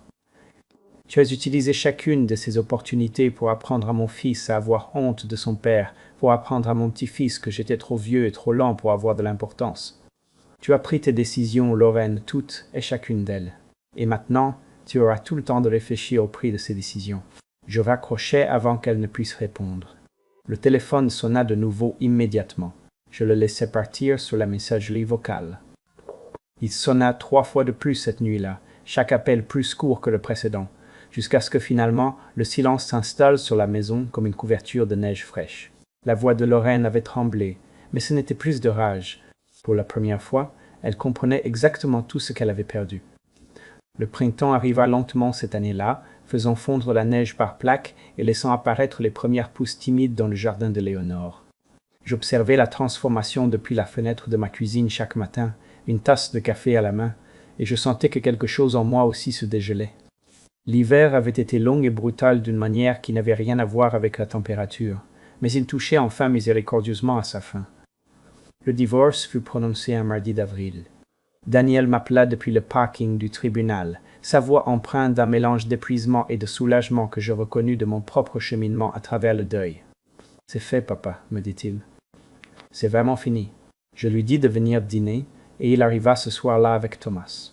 Tous deux semblaient plus légers que je ne les avais vus depuis des années. Daniel trouva un appartement à 5 kilomètres de chez moi, un modeste 2 pièces dans un complexe pour jeunes professionnels et personnes qui repartaient de zéro. Il plaisantait en disant qu'il correspondait désormais aux 2 catégories. L'accord de garde partagé lui laissait Thomas toutes les 2 semaines, en plus des mercredis après-midi et des jours fériés alternés. Ce n'était pas la présence constante qu'il désirait, mais c'était une base suffisamment solide pour reconstruire. Nous établîmes de nouveaux rituels, sans même nous concerter. Chaque dimanche matin, Daniel et Thomas apparaissaient à ma porte vers 9 heures, et je leur préparais des Art Connor au beurre, avec une touche de vanille et des myrtilles incorporées à la pâte. Thomas mettait la table en utilisant les mêmes assiettes que sa grand-mère avait utilisées pendant des décennies, manipulant chaque pièce avec un soin qui suggérait qu'il en comprenait l'importance, même s'il ne savait pas l'expliquer avec des mots. Les conversations lors de ces petits déjeuners dominicaux étaient simples, libérées du poids de tout ce que nous avions enduré. Nous parlions des projets scolaires de Thomas et des amis qui se faisaient en 3e année de primaire. Nous discutions du nouveau poste de Daniel dans une agence du centre-ville, un emploi qu'il avait accepté spécifiquement parce qu'il lui offrait stabilité et horaire décent, plutôt que le statut et le prestige que Lorraine l'avait toujours poussé à rechercher. Nous planifions des voyages de week-end à la montagne et débattions des légumes à planter dans le potager que je préparais pour le printemps. Nous ne parlions pas de Lorraine. Son nom devint un silence que nous choisîmes de partager, non par évasion, mais parce que le cycle s'était refermé. Il n'y avait plus rien à analyser, aucune blessure qui nécessitait d'être examinée à nouveau. Elle était devenue une partie de notre passé, un chapitre que nous avions clos et rangé dans la bibliothèque sans la moindre intention de le relire. Les silences entre nos mots devinrent confortables d'une manière qu'ils n'avaient jamais été. Daniel s'asseyait à la table de la cuisine, regardant Thomas dévorer les hotcakes avec cet appétit de puits sans fond qu'ont les enfants, et je le voyais sourire sans aucune raison particulière. Parfois, je me surprenais à le regarder, et j'acquiesçais légèrement d'une reconnaissance qui n'avait pas besoin de traduction. Nous redevenions enfin père et fils, après des années d'une distance que ni l'un ni l'autre n'avait su comment réduire. Je trouvai la lettre un samedi après-midi fin mai, alors que je nettoyais les derniers recoins du bureau de Léonore. La pièce était restée presque intacte depuis sa mort, un petit musée de sa présence que je me refusais à perturber. Mais le moment était venu de réclamer l'espace, d'honorer sa mémoire en l'utilisant plutôt qu'en le préservant dans du formol. L'enveloppe était cachée à l'intérieur d'une magnifique édition de Pedro Páramo qu'elle gardait sur son bureau, le même livre qu'elle avait lu durant ces dernières semaines. Elle était adressée à Daniel, de sa calligraphie soignée, mais elle n'avait ni timbre postal ni preuve qu'elle avait jamais tenté de l'envoyer par la poste. Elle devait l'avoir écrite quelques jours seulement avant de mourir, quand le cancer lui avait volé ses forces, mais pas sa lucidité. Je tins l'enveloppe un long moment, sentant son poids, sa promesse. Puis je la mis de côté et terminai de nettoyer, attendant l'arrivée du dimanche. Daniel arriva le lendemain matin avec Thomas comme toujours, et nous mangeâmes nos Art Connor en parlant de choses sans importance. Quand Thomas sortit jouer dans le jardin, je pris l'enveloppe de la cheminée où je l'avais posée et la tendis à mon fils sans lui donner d'explication. Il vit la lettre et resta complètement immobile. « Je l'ai trouvée hier, lui dis-je. Elle ne l'a jamais envoyée. Je crois qu'elle voulait que tu la trouves toi-même, le moment venu. » Daniel ouvrit l'enveloppe, les mains tremblantes, et en sortit une seule feuille de papier. J'observais son visage pendant qu'il lisait. Je vis les émotions le traverser comme des nuages dans un ciel d'été. Il serra la mâchoire et ses yeux se remplirent de larmes qu'il n'essaya pas de cacher. Quand il eut fini, il la relut en silence, bougeant à peine les lèvres, comme s'il gravait chaque mot dans sa mémoire. Puis il leva les yeux vers moi, et les larmes coulèrent enfin sur ses joues. « Que te dit-elle » demandai-je doucement. Il me tendit la lettre, incapable de parler. Je la pris et lus les derniers mots de Léonore à notre fils. « Mon bel enfant » avait-elle écrit. « Tu n'as jamais été faible, tu attendais juste la permission d'être fort. Je te la donne maintenant. Sois l'homme que ton père a élevé. Je t'aime. Je t'aime, je t'ai toujours aimé, et je veillerai sur vous deux jusqu'à ce que nous nous retrouvions. Maman. » Je pliai la lettre avec le plus grand soin et la rendis à Daniel. Il la serra contre sa poitrine, juste au-dessus de son cœur, et continua de pleurer. « Elle me manque tellement, papa, » me dit-il d'une voix brisée. « Moi aussi, mon fils. Chaque jour que Dieu fait. Une année s'écoule très différemment quand on ne compte plus les jours en attendant que quelque chose change. » Les saisons tournèrent sans hâte, chacune apportant ses propres cadeaux silencieux. L'été brûla sur les collines et s'éteignit lentement pour se transformer en l'eau de l'automne. L'hiver revint avec son silence familier, puis céda une fois de plus la place au printemps. J'observai le cycle se compléter depuis le jardin de Léonore, depuis la fenêtre de ma cuisine, depuis le porche où j'avais appris à m'asseoir sans inquiétude, et je compris pour la première fois ce que signifiait réellement être en paix.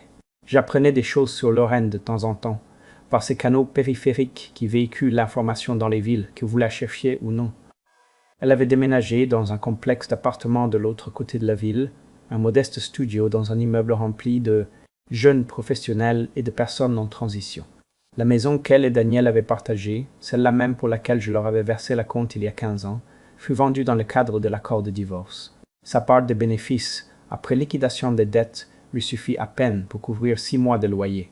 Elle trouva un emploi dans une compagnie d'assurance du centre-ville, un poste administratif de niveau intermédiaire qui payait juste assez, mais qui ne lui offrait rien du statut qu'elle avait jadis, considéré comme son droit de naissance. Ses réseaux sociaux, qui débordaient autrefois d'images soignées de succès et de sophistication, restèrent muets. Les amis qui se réunissaient jadis à ces dîners élégants et riaient de ses blagues sur le beau-père qui perdait la tête, cessèrent de l'appeler. Un par un, ils s'éloignèrent, attirés vers d'autres orbites qui promettaient plus de chaleur et moins de complications. Je ne ressentis aucun plaisir à la voir dépérir. Cela me surprit au début. Cette absence de satisfaction à voir la femme qui m'avait traité de parasite, réduite à une vie d'anonymat silencieux. Mais la vengeance, j'apprenais, n'avait jamais été ce que je cherchais vraiment. Je voulais de la reconnaissance, je voulais du respect, je voulais cesser d'être invisible pour les personnes qui auraient dû me voir avec plus de clarté. La chute de Lorraine ne me donna aucune de ces choses. Seul le temps, la vérité et la reconstruction patiente de ce qui avait été brisé purent y parvenir. Daniel s'épanouit d'une manière que je n'osais même pas espérer. Son nouveau travail lui convenait, il lui demandait juste assez pour le maintenir motivé, mais pas au point de l'épuiser. Il avait maintenant du temps pour les choses qui comptaient vraiment, du temps pour être l'entraîneur de l'équipe de baseball junior de Thomas, du temps pour m'accompagner pêcher dans les barrages de montagne que Léonore et moi aimions tant, du temps pour devenir l'homme qu'il avait toujours été capable d'être, une fois libéré du poids d'un mariage qu'il avait étouffé pendant des années. Il commença à fréquenter quelqu'un à l'automne. Une femme nommée Sarah qu'il avait rencontrée au travail. Elle était aimable avec la simplicité des personnes qui n'ont rien à prouver, sincère dans son intérêt et sans barrière dans son affection. La première fois que Daniel l'amena au petit déjeuner du dimanche, je l'observais discuter avec Thomas et je vis immédiatement ce que mon fils avait vu en elle. Elle écoutait attentivement quand l'enfant parlait de sa collection de dinosaures. Elle riait de ses blagues sans cette qualité théâtrale et jouée qui avait toujours marqué la relation de Lorraine avec son propre fils. Elle était, à tous égards importants, l'antithèse de la femme qui l'avait précédée. Thomas s'adapta à sa nouvelle réalité avec cette résilience que les enfants montrent souvent quand les adultes s'attendent à ce qu'ils s'effondrent. Thomas rendait visite à sa mère, Lorraine, les week-ends qui lui étaient attribués, respectant l'accord de garde avec une acceptation docile. Cependant, il demandait de plus en plus souvent à passer son temps libre chez son grand-père Charles, où il y avait toujours un thé fraîchement préparé qui refroidissait sur le comptoir et quelqu'un. Avec une patience infinie pour répondre à ces questions. Pourquoi le ciel est-il bleu? Comment les ponts ne s'effondrent-ils pas? Ou est-ce que les poissons sont tristes? Pendant ces mois, je suis devenu le grand-père que j'avais toujours voulu être. Le grand-père que Lorraine m'avait empêché d'être par sa gestion calculée de mes visites et ses insinuations subtiles selon lesquelles j'étais trop vieux, trop lent, trop insignifiant pour compter. Thomas et moi avons assemblé des maquettes d'avions. Nous avons planté des légumes dans le jardin d'Éléonore et avons célébré lorsque les premières tomates ont mûri sur la vigne. Nous nous asseyons sur le porche le soir pour regarder les étoiles apparaître et je lui racontais des histoires sur sa grand-mère qui la faisait revivre dans l'espace entre nous. Au printemps, le jour où Léonore aura eu 64 ans, j'ai créé le fonds de bourse Léonore Villalobos. Marguerite m'a aidé à le structurer correctement, s'assurant que l'argent que j'y versais continuerait de fructifier et de porter ses fruits pour des générations. Ce fonds soutenait les